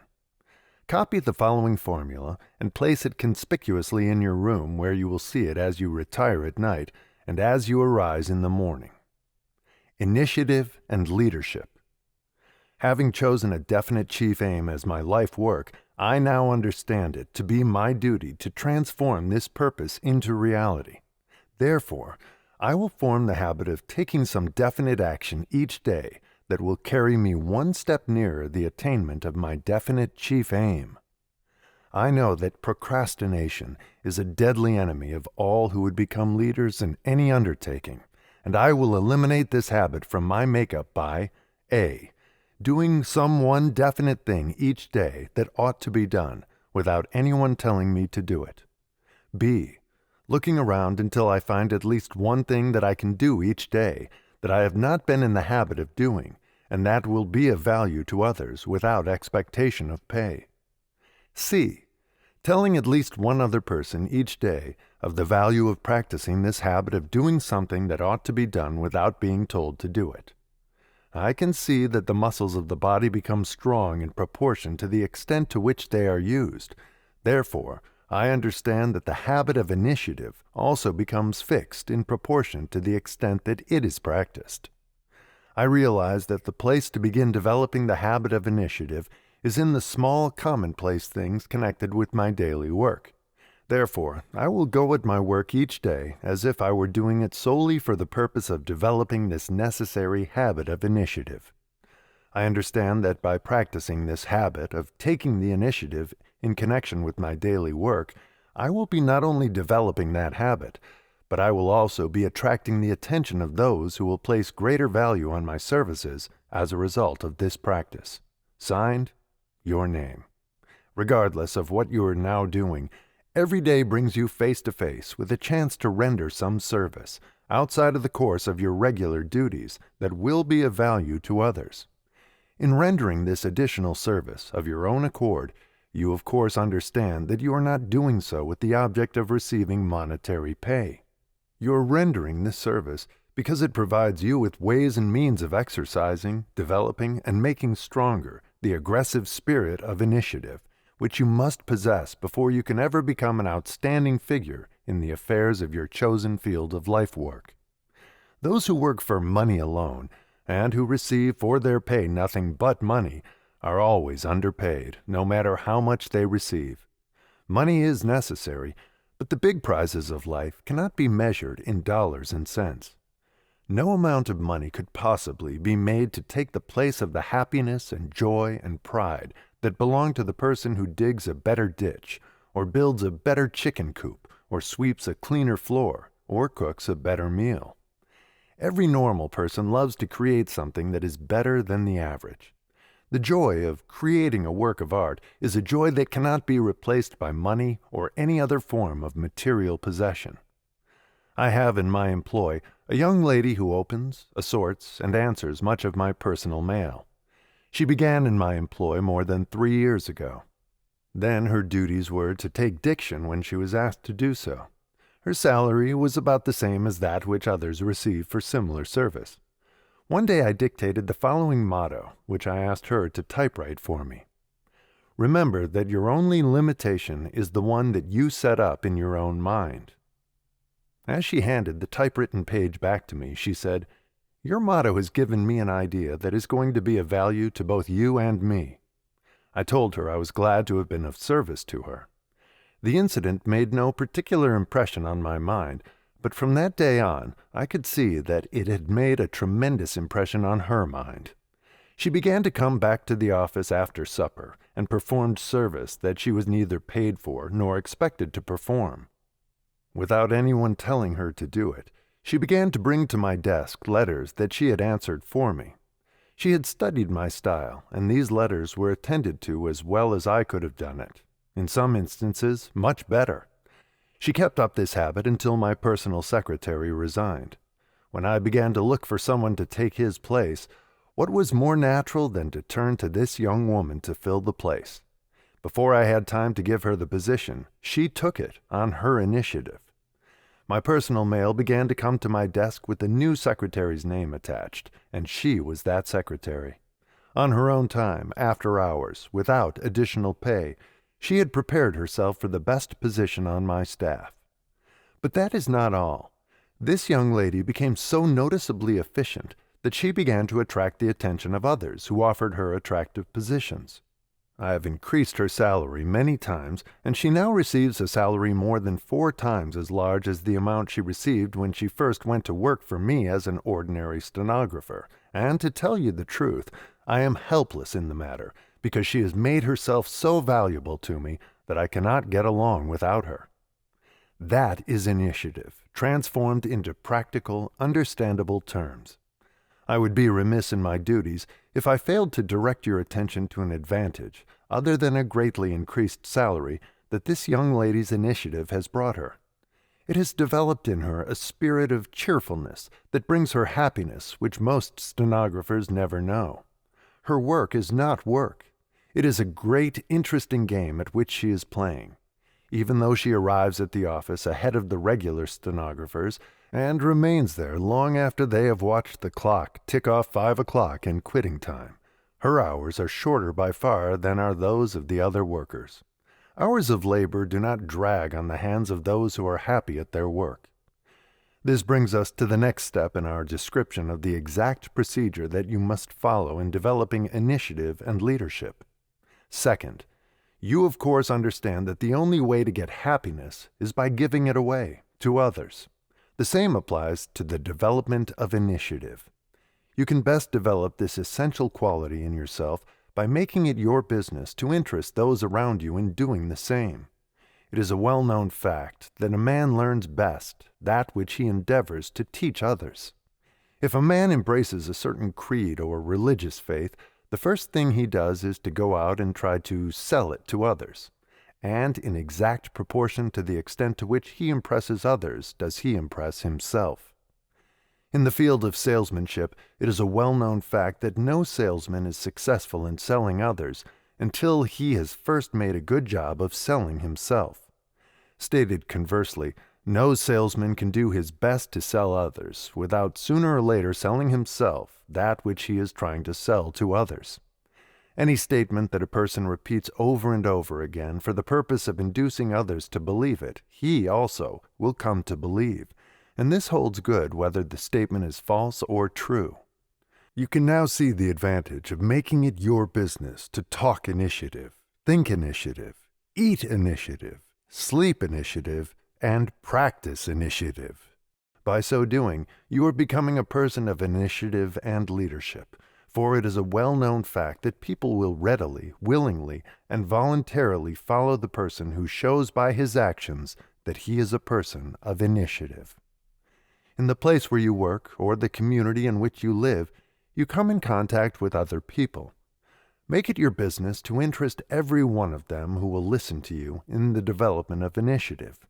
It will not be necessary for you to give your reasons for doing this, nor will it be necessary for you to announce the fact that you are doing it. Just go ahead and do it.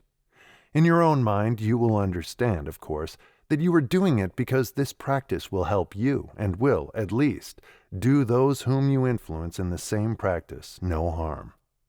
If you wish to try an experiment that will prove both interesting and profitable to you, pick out some person of your acquaintance whom you know to be a person who never does anything that he is not expected to do, and begin selling him your idea of initiative. Do not stop by merely discussing the subject once. Keep it up every time you have a convenient opportunity. Approach the subject from a different angle each time. If you go at this experiment in a tactful and forceful manner, you will soon observe a change in the person on whom you are trying the experiment.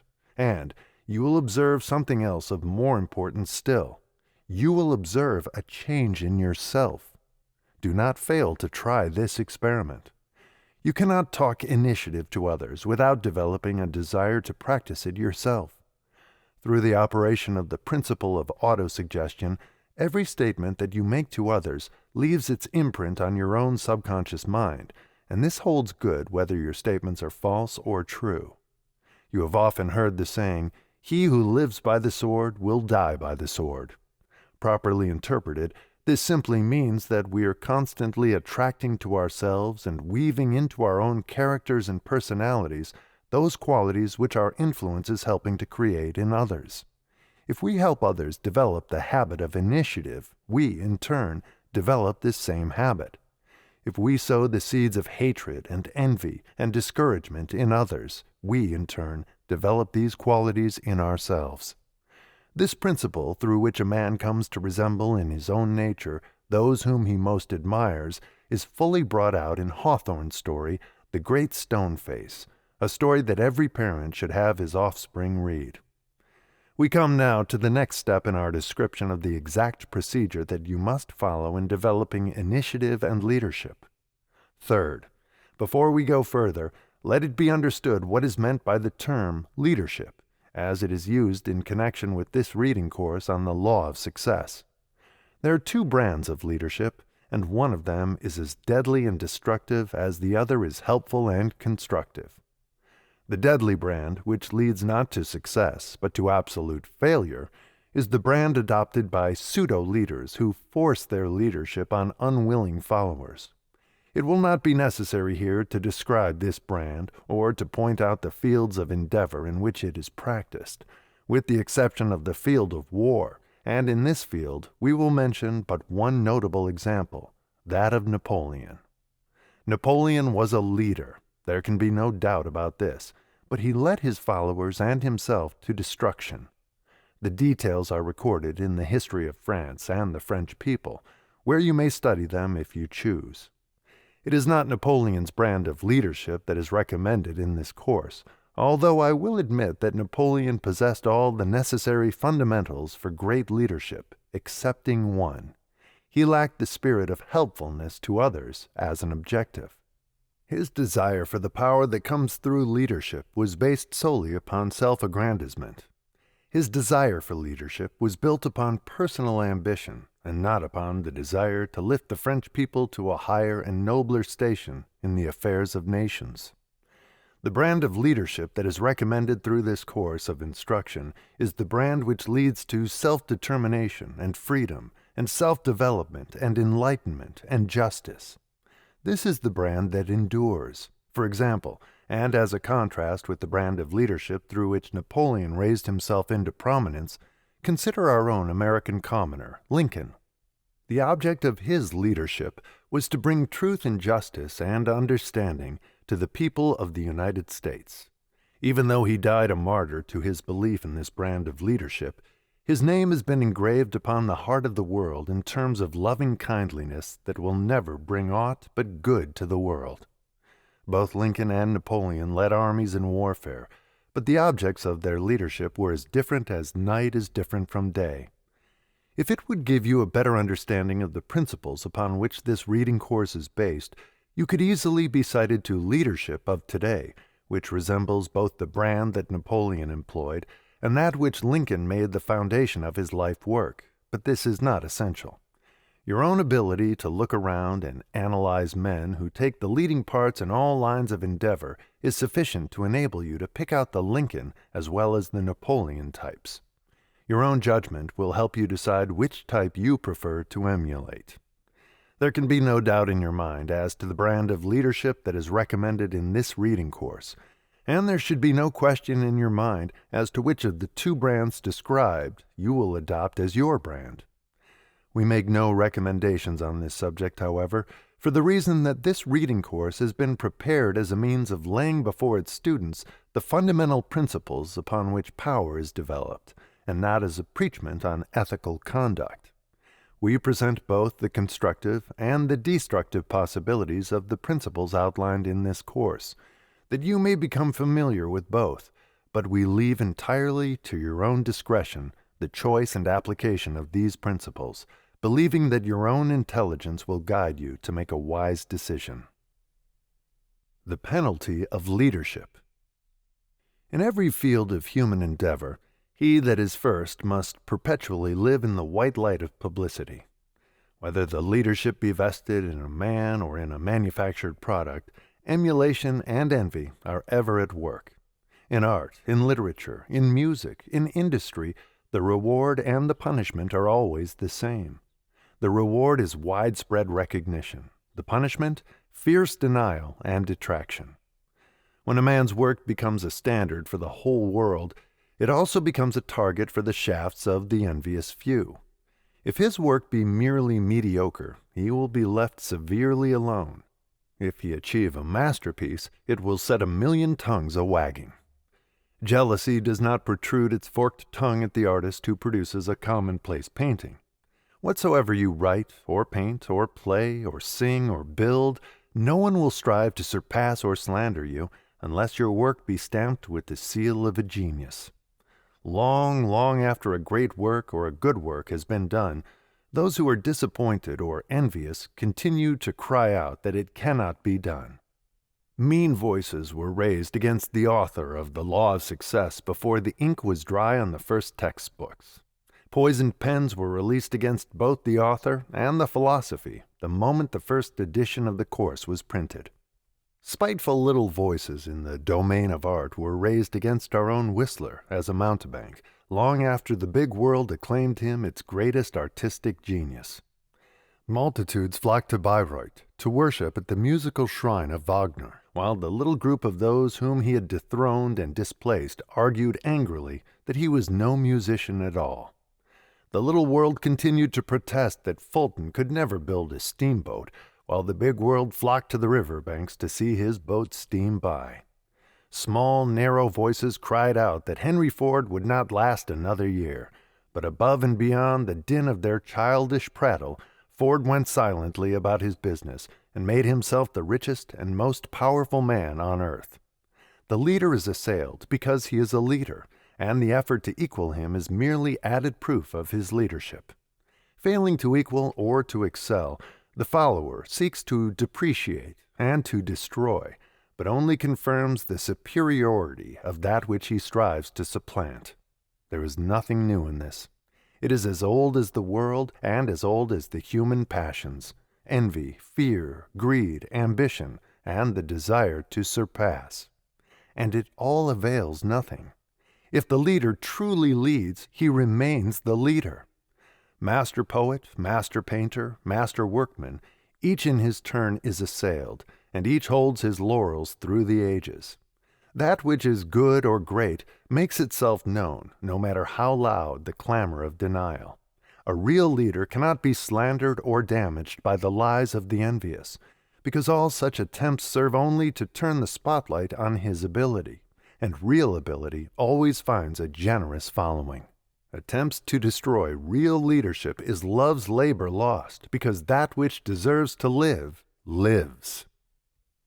We come back now to the discussion of the third step of the procedure that you must follow in developing initiative and leadership. This third step takes us back for a review of the principle of organized effort, as described in the preceding lessons of this course. You have already learned that no man can accomplish enduring results of a far-reaching nature without the aid and cooperation of others. You have already learned that when two or more persons ally themselves in any undertaking, in a spirit of harmony and understanding, each person in the alliance thereby multiplies his own powers of achievement. Nowhere is this principle more evidenced than it is in an industry or business in which there is perfect teamwork between the employer and the employees. Wherever you find this teamwork, you find prosperity and goodwill on both sides. Cooperation is said to be the most important word in the English language. It plays an important part in the affairs of the home, in the relationship of man and wife, parents and children. It plays an important part in the affairs of state. So important is this principle of cooperation that no leader can become powerful or last long who does not understand and apply it in his leadership. Lack of cooperation has destroyed more business enterprises than have all other causes combined. In my 25 years of active business experience and observation, I have witnessed the destruction of all manner of business enterprises because of dissension and lack of application of this principle of cooperation. In the practice of law, I have observed the destruction of homes and divorce cases without end as a result of the lack of cooperation between man and wife. In the study of the histories of nations, it becomes alarmingly obvious that lack of cooperative effort has been a curse to the human race all back down the ages. Turn back the pages of these histories and study them, and you will learn a lesson in cooperation that will impress itself indelibly upon your mind. You are paying, and your children and your children's children will continue to pay, for the cost of the most expensive and destructive war the world has ever known, because nations have not yet learned that a part of the world cannot suffer without damage and suffering to the whole world. This same rule applies, with telling effect, in the conduct of modern business and industry. When an industry becomes disorganized and torn asunder by strikes and other forms of disagreement, both the employers and employees suffer irreparable loss. But the damage does not stop here. This loss becomes a burden to the public and takes on the form of higher prices and scarcity of the necessities of life. The people of the United States who rent their homes are feeling the burden, at this very moment, of lack of cooperation between contractors and builders and the workers. So uncertain has the relationship between the contractors and their employees become that the contractors will not undertake a building without adding to the cost an arbitrary sum sufficient to protect them in the event of labor troubles. This additional cost increases rents and places unnecessary burdens upon the backs of millions of people. In this instance, the lack of cooperation between a few men places heavy and almost unbearable burdens upon millions of people. The same evil exists in the operation of our railroads. Lack of harmony and cooperation between the railroad management and the workers has made it necessary for the railroads to increase their freight and passenger rates, and this, in turn, has increased the cost of life's necessities to almost unbearable proportions. Here again, lack of cooperation between a few leads to hardship for millions of people. These facts are cited without effort or desire to place the responsibility for this lack of cooperation, since the object of this reading course is to help its students get at facts. It may be truthfully stated that the high cost of living that everywhere manifests itself today has grown out of lack of application of the principle of cooperative leadership. Those who wish to decry present systems of government and industrial management may do so, but in the final analysis it becomes obvious to all except those who are not seeking the truth that the evils of government and of industry have grown out of lack of cooperation. Nor can it be truthfully said that all the evils of the world are confined to the affairs of state and industry. Take a look at the churches, and you will observe the damaging effects of lack of cooperation. No particular church is cited, but analyze any church or group of churches where lack of coordination of effort prevails, and you will see evidence of disintegration that limits the service those churches could render. For example, take the average town or small city where rivalry has sprung up between the churches and notice what has happened, especially those towns in which the number of churches is far out of proportion to the population. Through harmonized effort and through cooperation, the churches of the world could wield sufficient influence to render war an impossibility. Through this same principle of cooperative effort, the churches and the leaders of business and industry could eliminate rascality and sharp practices, and all this could be brought about speedily. These possibilities are not mentioned in a spirit of criticism, but only as a means of illustrating the power of cooperation, and to emphasize my belief in the potential power of the churches of the world. So there will be no possibility of misinterpretation of my meaning in the reference that I have here made to the churches. I will repeat that which I have so often said in person, namely, that had it not been for the influence of the churches, no man would be safe in walking down the street. Men would be at each other's throat like wolves, and civilization would still be in the prehistoric age. My complaint is not against the work that the churches have done, but the work that they could have done through leadership that was based upon the principle of coordinated, cooperative effort, which would have carried civilization at least 1,000 years ahead of where it is today. It is not yet too late for such leadership. That you may more fully grasp the fundamental principle of cooperative effort, you are urged to go to the public library and read The Science of Power by Benjamin Kidd. Out of scores of volumes by some of the soundest thinkers of the world that I have read during the past 15 years, no single volume has given me such a full understanding of the possibilities of cooperative effort as has this book. In recommending that you read this book, it is not my purpose to endorse the book in its entirety, for it offers some theories with which I am not in accord. If you read it, do so with an open mind, and take from it only that which you feel you can use to advantage in achieving the object of your definite chief aim. The book will stimulate thought, which is the greatest service that any book can render. As a matter of fact, the chief object of this reading course on the law of success is to stimulate deliberate thought, particularly that brand of thought that is free from bias and prejudice, and is seeking truth, no matter where or how or when it may be found. During the World War, I was fortunate enough to listen to a great soldier's analysis of how to be a leader. This analysis was given to the student officers of the 2nd Training Camp at Fort Sheridan by Major C.A. Bach, a quiet, unassuming Army officer acting as an instructor. I have preserved a copy of this address because I believe it to be one of the finest lessons on leadership ever recorded. The wisdom of Major Bach's address is so vital to the businessman aspiring to leadership, or to the section boss, or to the stenographer, or to the foreman of the shop, or to the president of the works, that I have preserved it as a part of this reading course. It is my earnest hope that through the agency of this course, this remarkable dissertation on leadership will find its way into the hands of every employer and every worker and every ambitious person who aspires to leadership in any walk of life. The principles upon which the address is based are as applicable to leadership in business and industry and finance as they are in the successful conduct of warfare.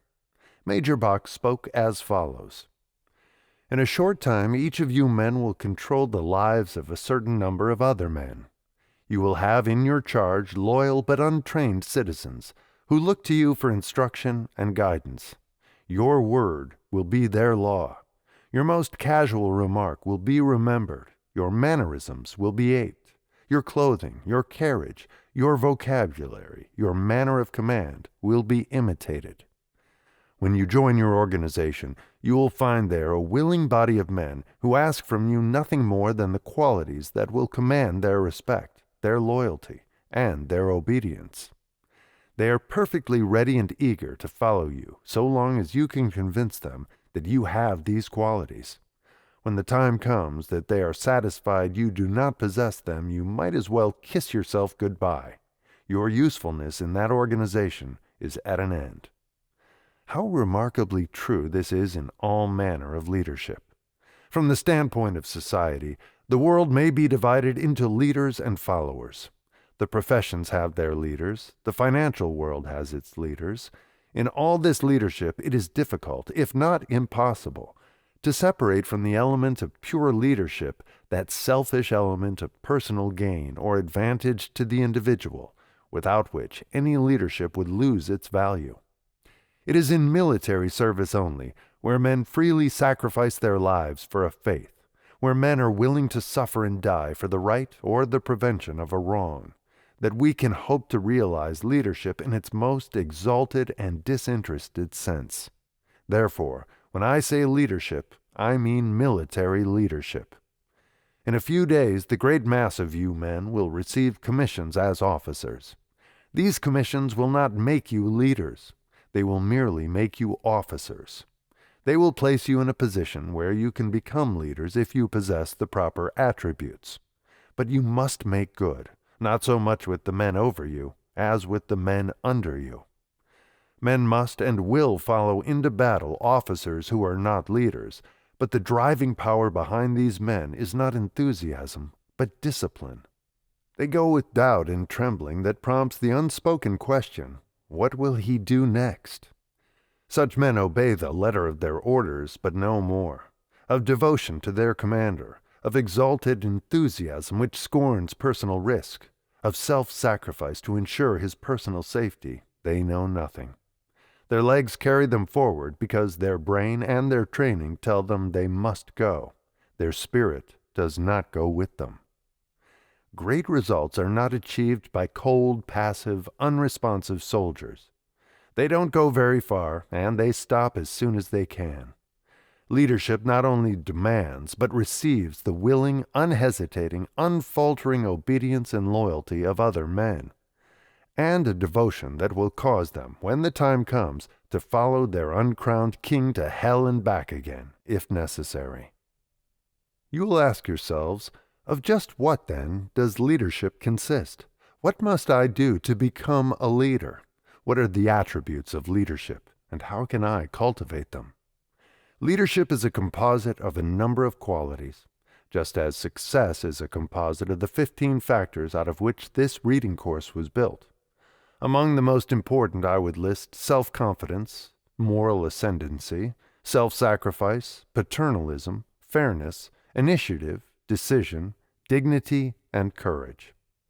Self-confidence results, first, from exact knowledge, second, the ability to impart that knowledge, and third, the feeling of superiority over others that naturally follows. All these give the officer poise. To lead, you must know. You may bluff all of your men some of the time, but you can't do it all the time. Men will not have confidence in an officer unless he knows his business, and he must know it from the ground up. The officer should know more about paperwork than his first sergeant and company clerk put together. He should know more about messing than his mess sergeant, more about diseases of the horse than his troop farrier. He should be at least as good a shot as any man in his company. If the officer does not know, and demonstrates the fact that he does not know, it is entirely human for the soldier to say to himself, "To hell with him, he doesn't know as much about this as I do," and calmly disregard the instructions received. There is no substitute for accurate knowledge. Become so well informed that men will hunt you up to ask questions, that your brother officers will say to one another, "Ask Smith, he knows." And not only should each officer know thoroughly the duties of his own grade, but he should study those of the 2 grades next above him. A twofold benefit attaches to this. He prepares himself for duties which may fall to his lot any time during battle. He further gains a broader viewpoint which enables him to appreciate the necessity for the issuance of orders and join more intelligently in their execution. Not only must the officer know, but he must be able to put what he knows into grammatical, interesting, forceful English. He must learn to stand on his feet and speak without embarrassment. I am told that in British training camps, student officers are required to deliver 10-minute talks on any subject they choose. That is excellent practice, for to speak clearly one must think clearly, and clear, logical thinking expresses itself in definite, positive orders. While self-confidence is the result of knowing more than your men, moral ascendancy over them is based upon your belief that you are the better man. To gain and maintain this ascendancy, you must have self-control, physical vitality, and endurance, and moral force. You must have yourself so well in hand that, even though in battle you may be scared stiff, you will never show fear. For if by so much as a hurried movement, or a trembling of the hands, or a change of expression, or a hasty order hastily revoked, you indicate your mental condition, it will be reflected in your men in a far greater degree. In garrison or camp, many instances will arise to try your temper and wreck the sweetness of your disposition. If at such times you fly off the handle, you have no business to be in charge of men, for men in anger say and do things that they almost invariably regret afterward. An officer should never apologize to his men. Also, an officer should never be guilty of an act for which his sense of justice tells him he should apologize. Another element in gaining moral ascendancy lies in the possession of enough physical vitality and endurance to withstand the hardships to which you and your men are subjected, and a dauntless spirit that enables you not only to accept them cheerfully, but to minimize their magnitude. Make light of your troubles, belittle your trials, and you will help vitally to build up within your organization an esprit whose value in time of stress cannot be measured. Moral force is the third element in gaining moral ascendancy. To exert moral force, you must live clean. You must have sufficient brain power to see the right and the will to do right. Be an example to your men. An officer can be a power for good or a power for evil. Don't preach to them. That will be worse than useless. Live the kind of life you would have them lead, and you will be surprised to see the number that will imitate you. A loud-mouthed, profane captain who is careless of his personal appearance will have a loud-mouthed, profane, dirty company. Remember what I tell you. Your company will be the reflection of yourself. If you have a rotten company, it will be because you are a rotten captain. Self-sacrifice is essential to leadership. You will give all the time. You will give of yourself physically for the longest hours. The hardest work and the greatest responsibility are the lot of the captain. He is the first man up in the morning and the last man in at night. He works while others sleep. You will give of yourself mentally in sympathy and appreciation for the troubles of men in your charge. This one's mother has died, and that one has lost all his savings in a bank failure. They may desire help, but more than anything else, they desire sympathy. Don't make the mistake of turning such men down with the statement that you have troubles of your own, for every time you do that, you knock a stone out of the foundation of your house. Your men are your foundation, and your house of leadership will tumble about your ears unless it rests securely upon them. Finally, you will give of your own slender financial resources. You will frequently spend your own money to conserve the health and well-being of your men, or to assist them when in trouble. Generally, you get your money back. Very frequently, you must charge it off to profit and loss. Even so, it is worth the cost. When I say that paternalism is essential to leadership, I use the term in its better sense. I do not now refer to that form of paternalism which robs men of initiative, self-reliance, and self-respect. I refer to the paternalism that manifests itself in a watchful care for the comfort and welfare of those in your charge. Soldiers are much like children. You must see that they have shelter, food, and clothing, the best that your utmost efforts can provide. You must see that they have food to eat before you think of your own, that they have each as good a bed as can be provided before you consider where you will sleep. You must be far more solicitous of their comfort than of your own. You must look after their health. You must conserve their strength by not demanding needless exertion or useless labor. And by doing all these things, you are breathing life into what would be otherwise a mere machine. You are creating a soul in your organization that will make the mass respond to you as though it were one man, and that is esprit. And when your organization has this esprit, you will wake up some morning and discover that the tables have been turned. That instead of your constantly looking out for them, they have, without even a hint from you, taken up the task of looking out for you. You will find that a detail is always there to see that your tent, if you have one, is promptly pitched, that the most and the cleanest bedding is brought to your tent, that from some mysterious source 2 eggs have been added to your supper when no one else has any, that an extra man is helping your men give your horse a super grooming, that your wishes are anticipated, that every man is Johnny on the spot, and then you have arrived. You cannot treat all men alike. A punishment that would be dismissed by one man with a shrug of the shoulders is mental anguish for another. A company commander who, for a given offense, has a standard punishment that applies to all, is either too indolent or too stupid to study the personality of his men. In his case, justice is certainly blind.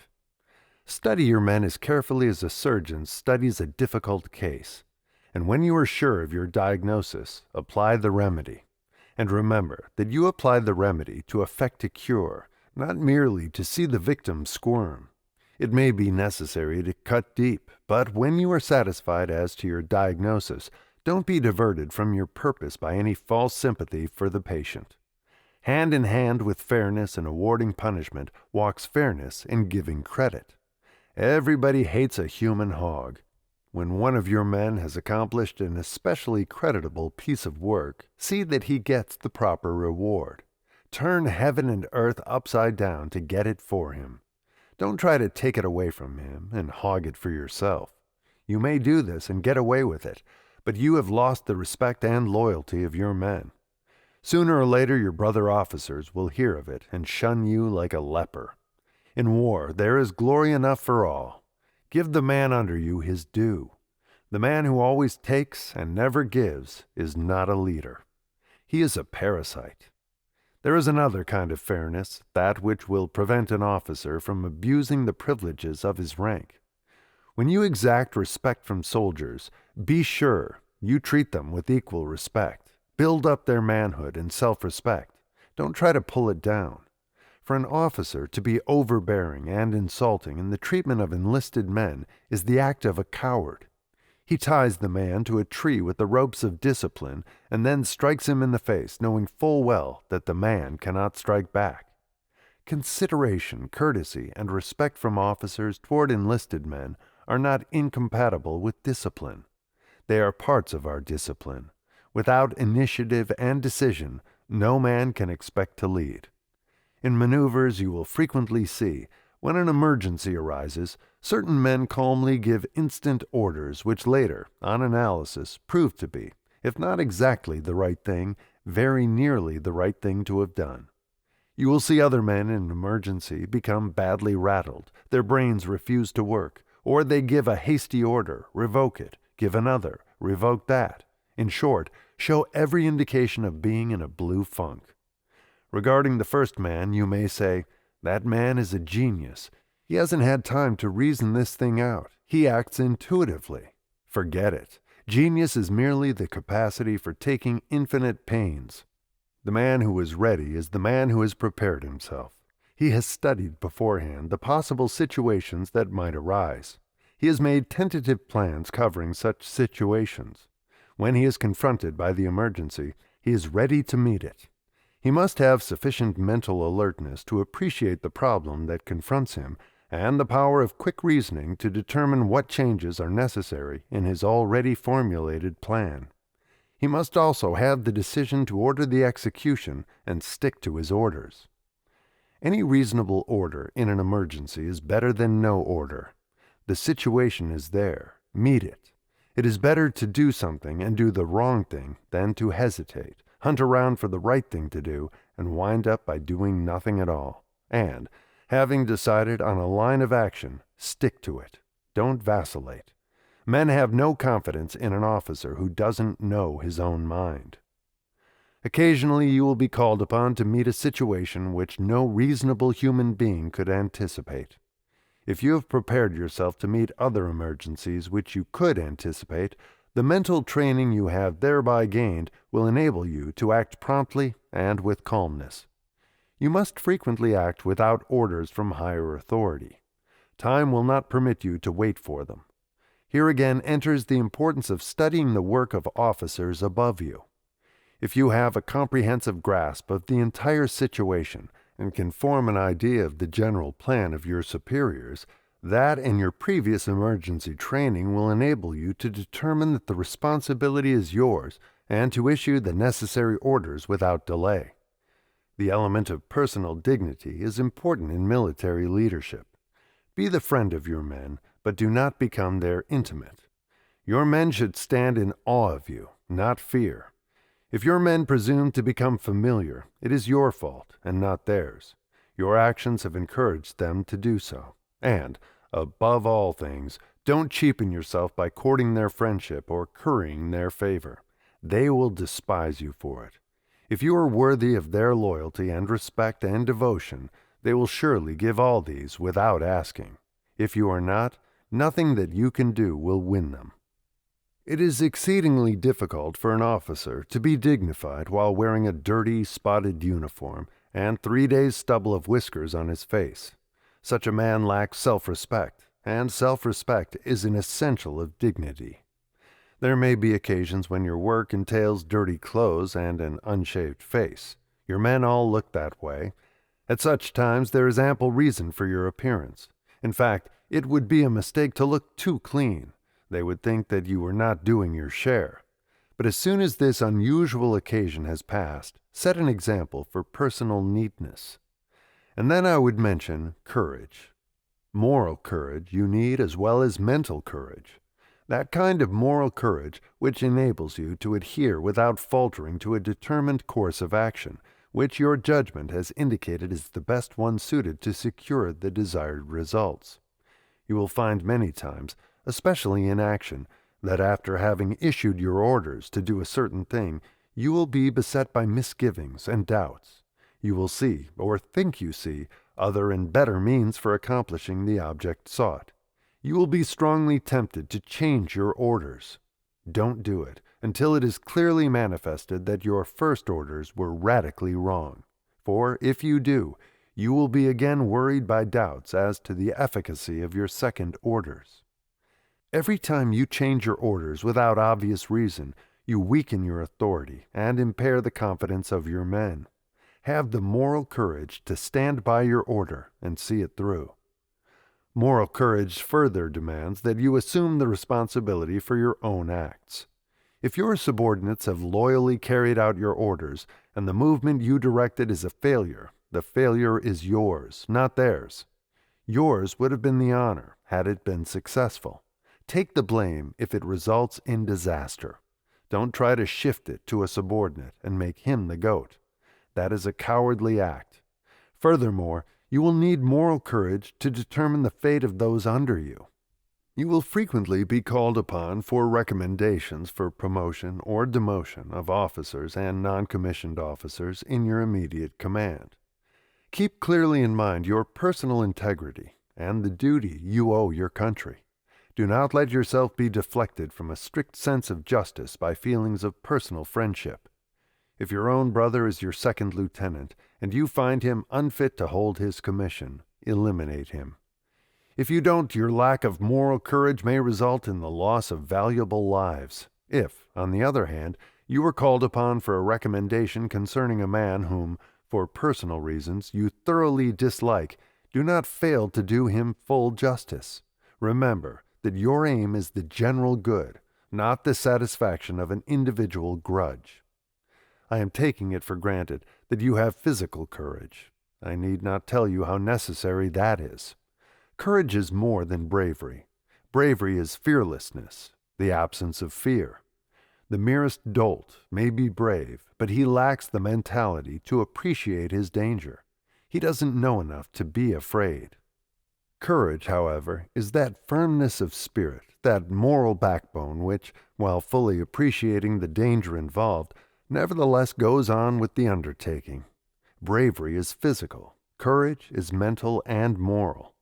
You may be cold all over. Your hands may tremble. Your legs may quake. Your knees be ready to give way. That is fear. If, nevertheless, you go forward, if, in spite of this physical defection, you continue to lead your men against the enemy, you have courage. The physical manifestations of fear will pass away. You may never experience them but once. They are the buck fever of the hunter who tries to shoot his first deer. You must not give way to them. A number of years ago, while taking a course in demolitions, the class of which I was a member was handling dynamite. The instructor said regarding its manipulation, "I must caution you gentlemen to be careful in the use of these explosives. One man has but one accident." And so I would caution you. If you give way to fear, that will doubtless beset you in your first action. If you show the white feather, if you let your men go forward while you hunt a shell crater, you will never again have the opportunity of leading those men. Use judgment in calling on your men for displays of physical courage or bravery. Don't ask any man to go where you would not go yourself. If your common sense tells you that the place is too dangerous for you to venture into, then it is too dangerous for him. You know his life is as valuable to him as yours is to you. Occasionally some of your men must be exposed to danger which you cannot share. A message must be taken across a fire-swept zone. You call for volunteers. If your men know you and know that you are right, you will never lack volunteers, for they will know your heart is in your work, that you are giving your country the best you have, that you would willingly carry the message yourself if you could. Your example and enthusiasm will have inspired them. And lastly, if you aspire to leadership, I would urge you to study men. Get under their skins and find out what is inside. Some men are quite different from what they appear to be on the surface. Determine the workings of their mind. Much of General Robert E. Lee's success as a leader may be ascribed to his ability as a psychologist. He knew most of his opponents from West Point days, knew the workings of their minds, and he believed that they would do certain things under certain circumstances. In nearly every case, he was able to anticipate their movements and block the execution. You cannot know your opponent in this war in the same way, but you can know your own men. You can study each to determine wherein lies his strength and his weakness, which man can be relied upon to the last gasp and which cannot. Know your men, know your business, know yourself. In all literature, you will not find a better description of leadership than this. Apply it to yourself, or to your business, or to your profession, or to the place where you are employed, and you'll observe how well it serves as your guide. Major Bach's address is one that might well be delivered to every boy and girl who graduates in high school. It might well be delivered to every college graduate. It might well become the book of rules for every man who is placed in a position of leadership over other men, no matter in what calling, business or profession.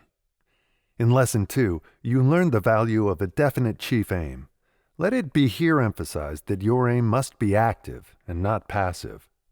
A definite aim will never be anything else but a mere wish, unless you become a person of initiative and aggressively and persistently pursue that aim until it has been fulfilled. You can get nowhere without persistence, a fact which cannot be too often repeated. The difference between persistence and lack of it is the same as the difference between wishing for a thing and positively determining to get it. To become a person of initiative, you must form the habit of aggressively and persistently following the object of your definite chief aim until you acquire it, whether this requires 1 year or 20 years. You might as well have no definite chief aim as to have such an aim without continuous effort to achieve it. You are not making the most of this course if you do not take some step each day that brings you nearer realization of your definite chief aim. Do not fool yourself or permit yourself to be misled to believe that the object of your definite chief aim will materialize if you only wait. The materialization will come through your own determination, backed by your own carefully laid plans and your own initiative in putting those plans into action, or it will not come at all. One of the major requisites for leadership is the power of quick and firm decision. Analysis of more than 16,000 people disclosed the fact that leaders are always men of ready decision, even in matters of small importance, while the follower is never a person of quick decision. This is worth remembering. The follower, in whatever walk of life you find him, is a man who seldom knows what he wants. He vacillates, procrastinates, and actually refuses to reach a decision, even in matters of the smallest importance, unless a leader induces him to do so. To know that the majority of people cannot and will not reach decisions quickly, if at all, is of great help to the leader who knows what he wants and has a plan for getting it. Here it will be observed how closely allied are the two laws covered by Lesson 2 and this lesson. The leader not only works with a definite chief aim, but he has a very definite plan for attaining the object of that aim. It will be seen also that the law of self-confidence becomes an important part of the working equipment of the leader. The chief reason why the follower does not reach decisions is that he lacks the self-confidence to do so. Every leader makes use of the law of a definite purpose, the law of self-confidence, and the law of initiative and leadership. And if he is an outstanding, successful leader, he makes use also of the laws of imagination, enthusiasm, self-control, pleasing personality, accurate thinking, concentration, and tolerance. Without the combined use of all these laws, no one may become a really great leader. Omission of a single one of these laws lessens the power of the leader proportionately. A salesman for the LaSalle Extension University called on a real estate dealer in a small western town for the purpose of trying to sell the real estate man a course in salesmanship and business management. When the salesman arrived at the prospective student's office, he found the gentleman pecking out a letter by the two-finger method on an antiquated typewriter. The salesman introduced himself, then proceeded to state his business and describe the course he had come to sell. The real estate man listened with apparent interest. After the sales talk had been completed, the salesman hesitated, waiting for some signs of yes or no from his prospective client. Thinking that perhaps he had not made the sales talk quite strong enough, he briefly went over the merits of the course he was selling a second time. Still, there was no response from the prospective student. The salesman then asked the direct question, "You want this course, do you not?" In a slow, drawling tone of voice, the real estate man replied, "Well, I hardly know whether I do or not." No doubt he was telling the truth, because he was one of the millions of men who find it hard to reach decisions. Being an able judge of human nature, the salesman then arose, put on his hat, placed his literature back in his briefcase, and made ready to leave. Then he resorted to tactics which were somewhat drastic, and took the real estate man by surprise with this startling statement. "I am going to take it upon myself to say something to you that you will not like, but it may be of help to you. Take a look at this office in which you work. The floor is dirty, the walls are dusty. The typewriter you are using looks as if it might be the one Mr. Noah used in the ark during the big flood. Your pants are bagged at the knees, your collar is dirty, your face is unshaved, and you have a look in your eyes that tells me you are defeated. Please, go ahead and get mad. That's just what I want you to do, because it may shock you into doing some thinking that will be helpful to you and to those who are dependent upon you. I can see in my imagination the home in which you live, several little children, none too well dressed, and perhaps none too well fed. A mother whose dress is 3 seasons out of style, whose eyes carry the same look of defeat that yours do. This little woman whom you married has stuck by you, but you have not made good in life as she had hoped when you were first married that you would. Please remember that I am not now talking to a prospective student, because I would not sell you this course at this particular moment if you offered to pay cash in advance, because if I did, you would not have the initiative to complete it, and we want no failures on our student list. The talk I am now giving you will make it impossible, perhaps, for me ever to sell you anything, but it is going to do something for you that has never been done before, providing it makes you think. Now, I will tell you in a very few words exactly why you are defeated, why you are pecking out letters on an old typewriter in an old dirty office in a little town. It is because you do not have the power to reach a decision. All your life you have been forming the habit of dodging the responsibility of reaching decisions until you have come now to where it is well nigh impossible for you to do so. If you had told me that you wanted the course or that you did not want it, I could have sympathized with you because I would have known that lack of funds was what caused you to hesitate. But what did you say? Why, you admitted you did not know whether you wanted it or not. If you will think over what I have said, I am sure you will acknowledge that it has become a habit with you to dodge the responsibility of reaching clear-cut decisions on practically all matters that affect you. The real estate man sat glued in his chair, with his underjaw dropped, his eyes bulged in astonishment, but he made no attempt to answer the biting indictment. The salesman said goodbye and started for the door.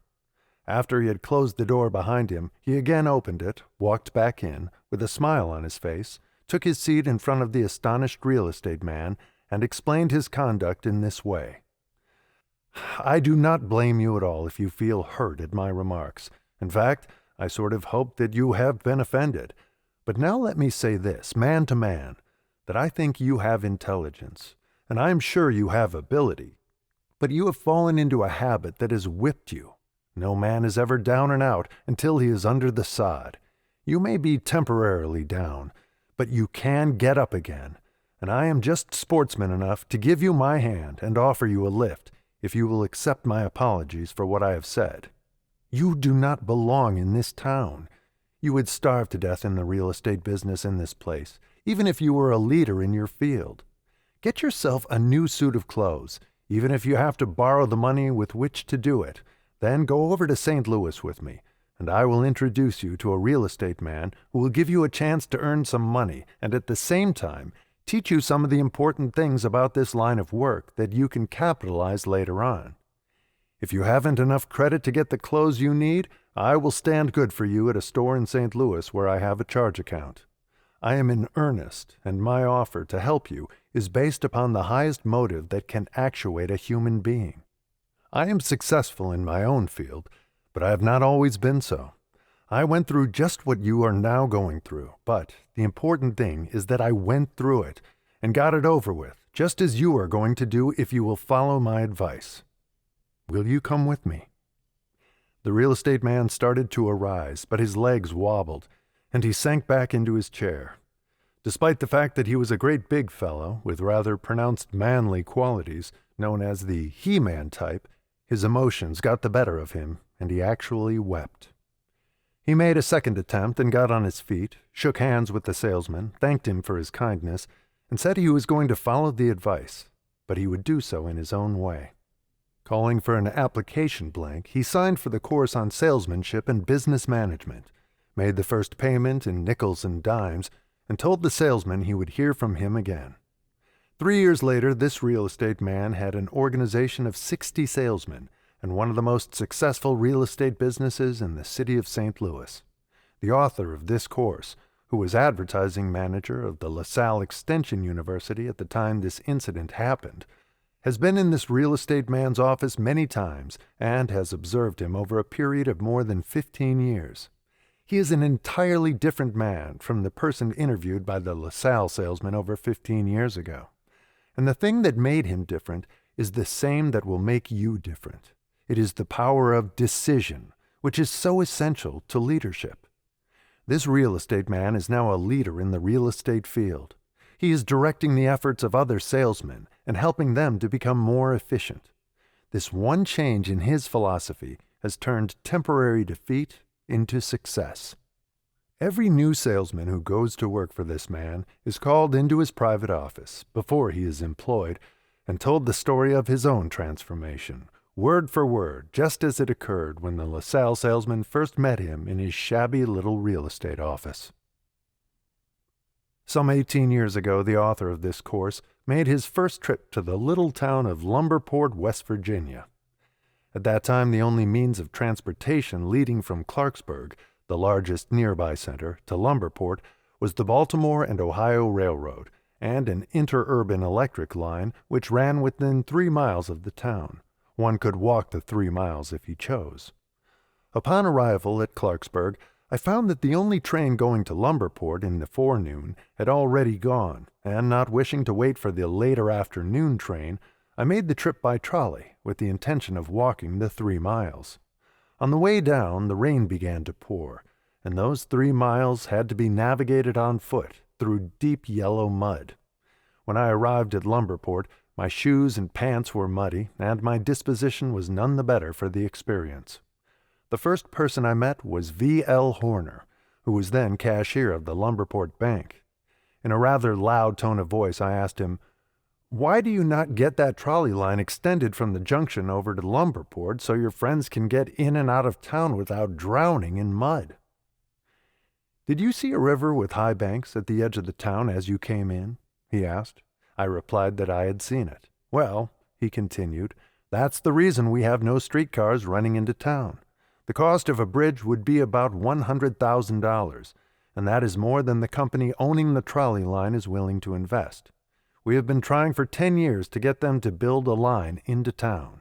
"Trying?" I exploded. "How hard have you tried?" "We have offered them every inducement we could afford, such as free right-of-way from the junction into the town and free use of the streets, but that bridge is the stumbling block. They simply will not stand the expense. Claim they cannot afford such an expense for the small amount of revenue they would receive from the 3-mile extension." Then the law of success philosophy began to come to my rescue. I asked Mr. Horner if he would take a walk over to the river with me, that we might look at the spot that was causing so much inconvenience. He said he would be glad to do so. When we got to the river, I began to take inventory of everything in sight. I observed that the Baltimore and Ohio railroad tracks ran up and down the river banks, on both sides of the river, that the county road crossed the river on a rickety wooden bridge, both approaches to which were over several strands of railroad track, as the railroad company had its switching yards at that point. While we were standing there, a freight train blocked the crossing, and several teams stopped on both sides of the train, waiting for an opportunity to get through. The train kept the road blocked for about 25 minutes. With this combination of circumstances in mind, it required but little imagination to see that 3 different parties were or could be interested in the building of the bridge, such as would be needed to carry the weight of a streetcar. It was obvious that the Baltimore and Ohio Railroad Company would be interested in such a bridge, because that would remove the county road from their switching tracks and save them a possible accident on the crossing, to say nothing of much loss of time and expense in cutting trains to allow teams to pass. It was also obvious that the county commissioners would be interested in the bridge, because it would raise the county road to a better level and make it more serviceable to the public. And, of course, the street railway company was interested in the bridge, but it did not wish to pay the entire cost. All these facts passed through my mind as I stood there and watched the freight train being cut for the traffic to pass through. A definite chief aim took place in my mind, also a definite plan for its attainment.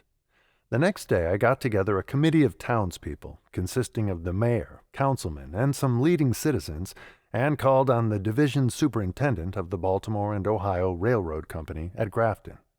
We convinced him that it was worth 1/3 of the cost of the bridge to get the county road off his company's tracks.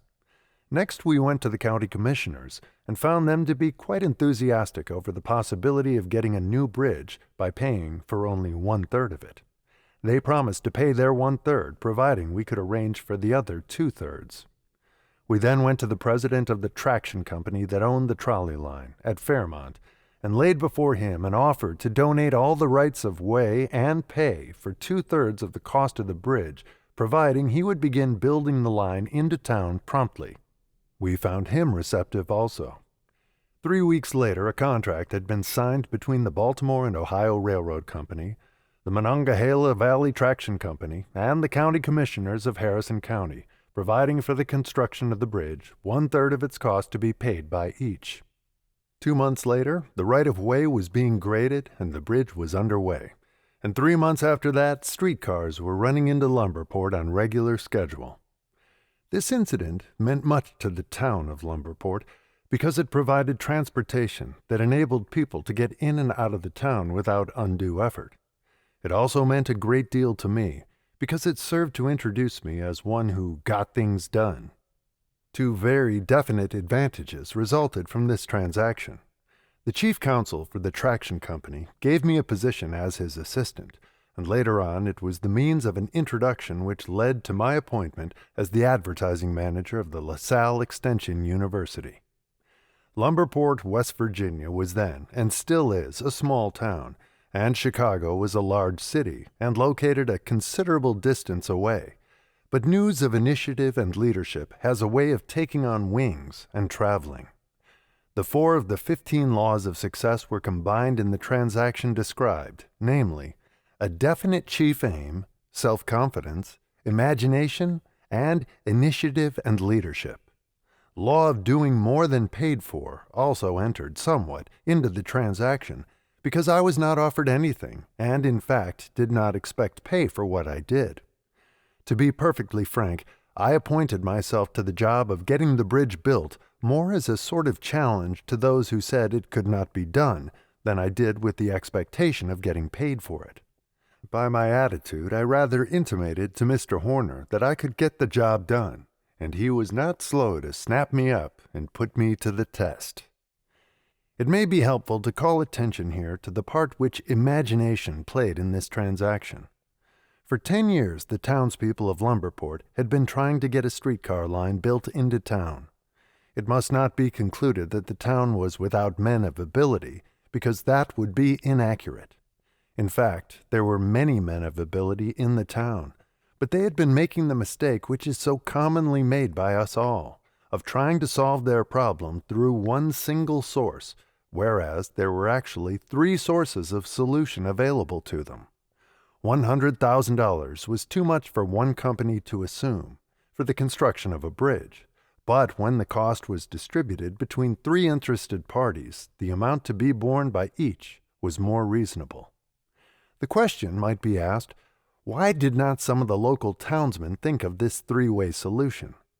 In the first place, they were so close to their problem that they failed to take a perspective, bird's-eye view of it, which would have suggested the solution. This also is a common mistake, and one that is always avoided by great leaders. In the second place, these townspeople had never before coordinated their efforts or worked as an organized group with the sole purpose in mind of finding a way to get a streetcar line built into town. This also is another common error made by men in all walks of life, that of failure to work in unison, in a thorough spirit of cooperation. I, being an outsider, had less difficulty in getting cooperative action than one of their own group might have had. Too often there is a spirit of selfishness in small communities which prompts each individual to think that his ideas should prevail. It is an important part of the leader's responsibility to induce people to subordinate their own ideas and interests for the good of the whole, and this applies to matters of a civic, business, social, political, financial, or industrial nature.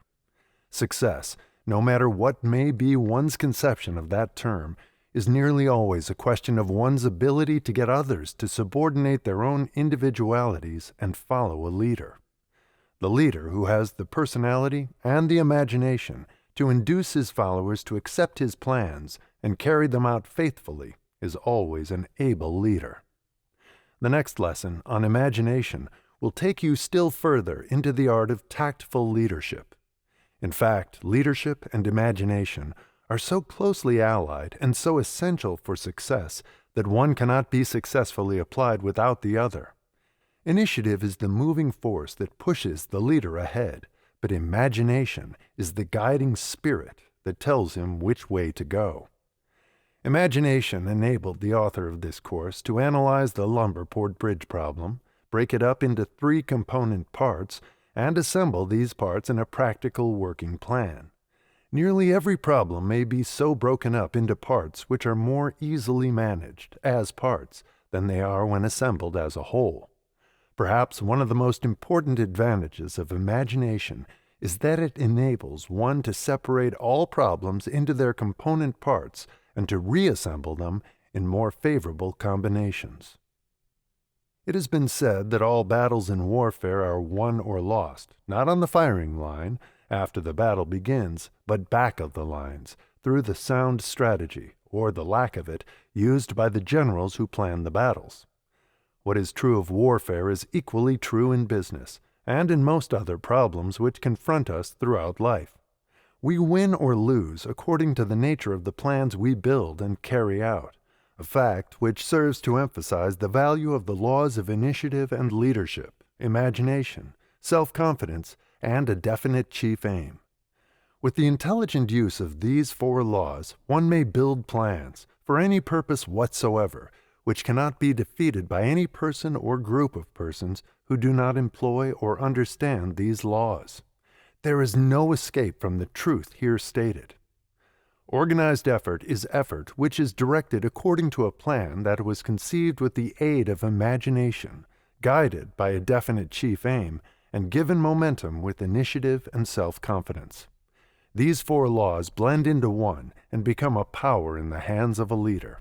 Without their aid, effective leadership is impossible. You are now ready for the lesson on imagination. Read that lesson with the thought in mind of all that has been here stated, and it will take on a deeper meaning. Intolerance, an after the lesson visit with the author. If you must give expression to prejudice and hatred and intolerance, do not speak it, but write it. Write it in the sands, near the water's edge. When the dawn of intelligence shall spread over the eastern horizon of human progress, and ignorance and superstition shall have left their last footprints on the sands of time, it will be recorded in the last chapter of the book of man's crimes that his most grievous sin was that of intolerance. The bitterest intolerance grows out of religious, racial, and economic prejudices and differences of opinion. How long, O God, until we poor mortals will understand the folly of trying to destroy one another because we are of different religious beliefs and racial tendencies? Our allotted time on this earth is but a fleeting moment. Like a candle, we are lighted, shine for a moment, and flicker out. Why can we not learn to so live during this brief earthly visit that when the great caravan called death draws up and announces this visit completely, we will be ready to fold our tents and silently follow out into the great unknown without fear and trembling? I'm hoping that I will find no Jews or Gentiles, Catholics or Protestants, Germans, Englishmen or Frenchmen when I shall have crossed the bar to the other side. I am hoping that I will find there only human souls, brothers and sisters all, unmarked by race, creed, or color, for I shall want to be done with intolerance so I may rest in peace throughout eternity.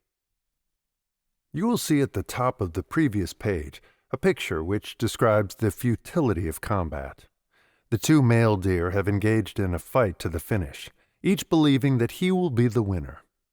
Off at the side, the female awaits the victor, little dreaming that tomorrow the bones of both combatants will be bleaching in the sun. Poor foolish animals, someone will say. Perhaps, but not very different from the man family. Man engages his brothers in mortal combat because of competition.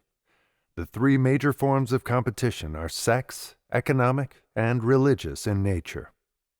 20 years ago, a great educational institution was doing a thriving business and rendering a worthy service to thousands of students.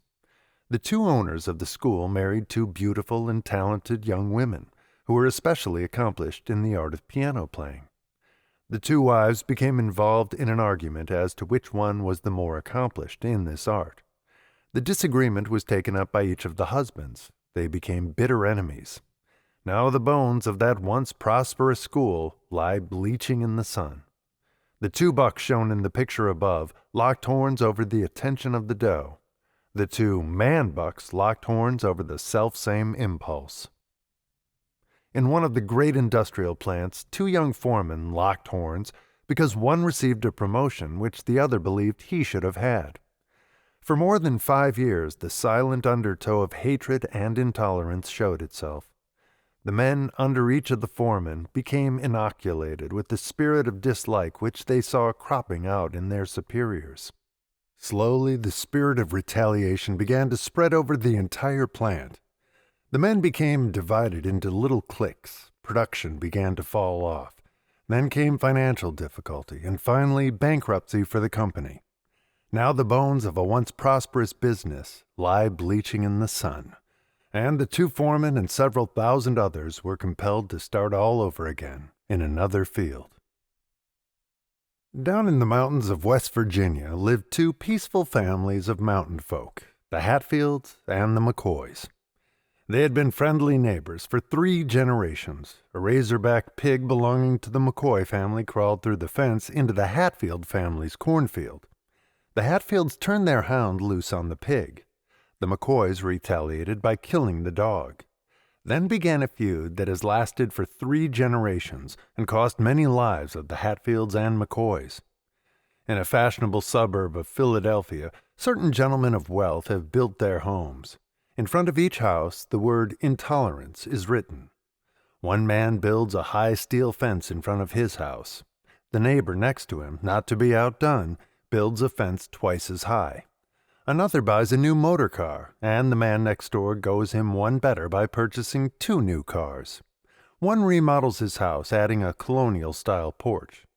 The man next door adds a new porch and a Spanish-style garage for good measure.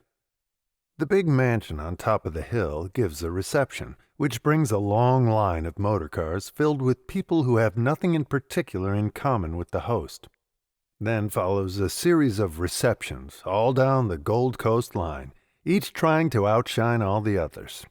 The Mr., but they don't call him that in fashionable neighborhoods, goes to business in the back seat of a Rolls-Royce that is managed by a chauffeur and a footman.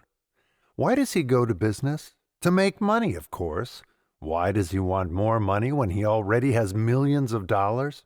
So he can keep on outdoing his wealthy neighbors. Poverty has some advantages. It never drives those who are poverty-stricken to lock horns in the attempt to out-poverty their neighbors. Wherever you see men with their horns locked in conflict, you may trace the cause of the combat to one of the 3 causes of intolerance: religious difference of opinion, economic competition, or sex competition.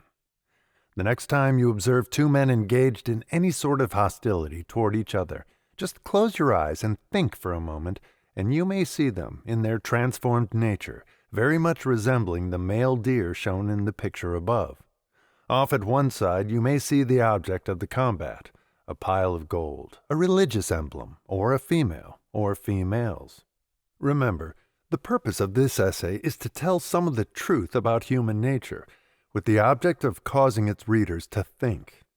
Its writer seeks no glory or praise, and likely he will receive neither in connection with this particular subject. Andrew Carnegie and Henry C. Frick did more than any other 2 men to establish the steel industry.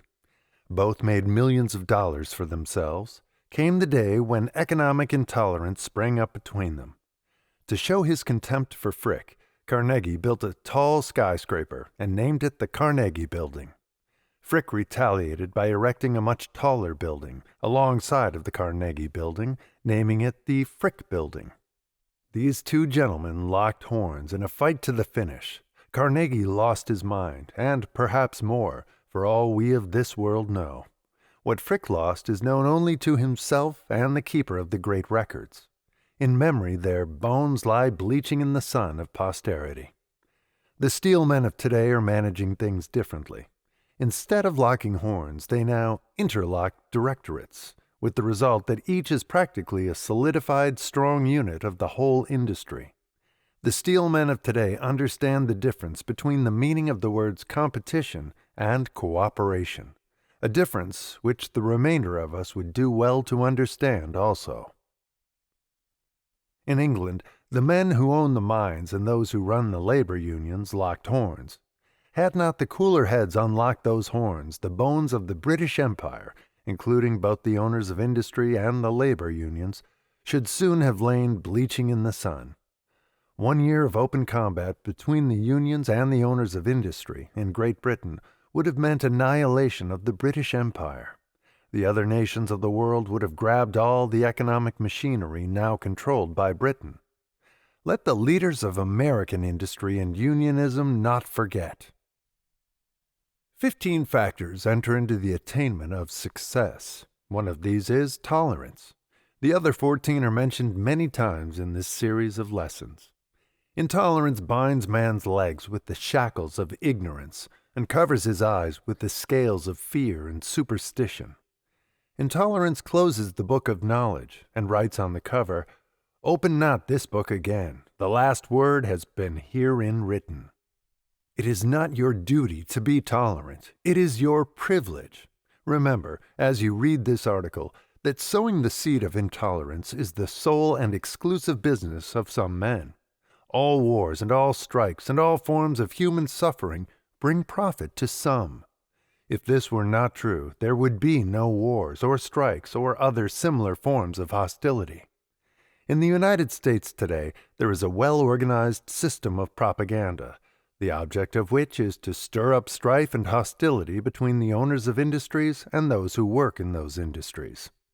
Take another look at the picture at the beginning of this article, and you may see what will happen to all who lock horns in labor disagreements. And remember that it is always the bones of the workers, and not those of the leaders of either the unions or the industries, that lie bleaching in the sun after the fight is over.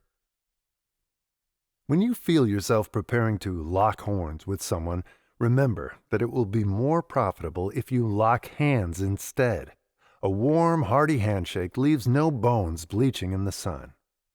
Love is the only bow on life's dark cloud. It is the morning and the evening star. It shines upon the cradle of the babe and sheds its radiance upon the quiet tomb. It is the mother of art, inspirer of poet, patriot, and philosopher. It is the air and light of every heart, builder of every home, kindler of every fire on every hearth. It was the first to dream of immorality. It fills the world with melody, for music is the voice of love. Love is the magician, the enchanter, that changes worthless things to joy, and makes right royal kings and queens of common clay. It is the perfume of the wondrous flower, the heart, and without that sacred passion, that divine swoon, we are less than beasts. But with it, earth is heaven, and we are gods. Ingersoll. Cultivate love for your fellow man, and you will no longer want to lock horns with him in futile combat. Love makes every man his brother's keeper. Love, indeed, is light from heaven, a spark of that immortal fire, with angels shared, by Allah given, to lift from earth our low desire. Devotion wafts the mind above, but heaven itself descends in love, a feeling from the Godhead caught, to wean from self each sordid thought, a ray of him who formed the whole, a glory circling round the soul. Byron. And now, inspirational quotes by Napoleon Hill. No one has given you an opportunity? Has it ever occurred to you to create opportunity for yourself? The only lasting favor which the parent may confer upon the child is that of helping the child to help itself. You are a human magnet, and you are constantly attracting to you people whose characters harmonize with your own. Who told you it couldn't be done, and what great achievement has he to his credit that entitles him to use the word impossible so freely? Every failure, every adversity, every heartache may be a blessing in disguise, providing it softens the animal portion of our nature. Careful analysis of 178 men who are known to be successful disclosed the fact that all had failed many times before arriving. Page. All salesmen will do well to remember that no one wants anything that someone else is trying to get rid of. Think well before you speak, because your words may plant the seed of either success or failure in the mind of some other person.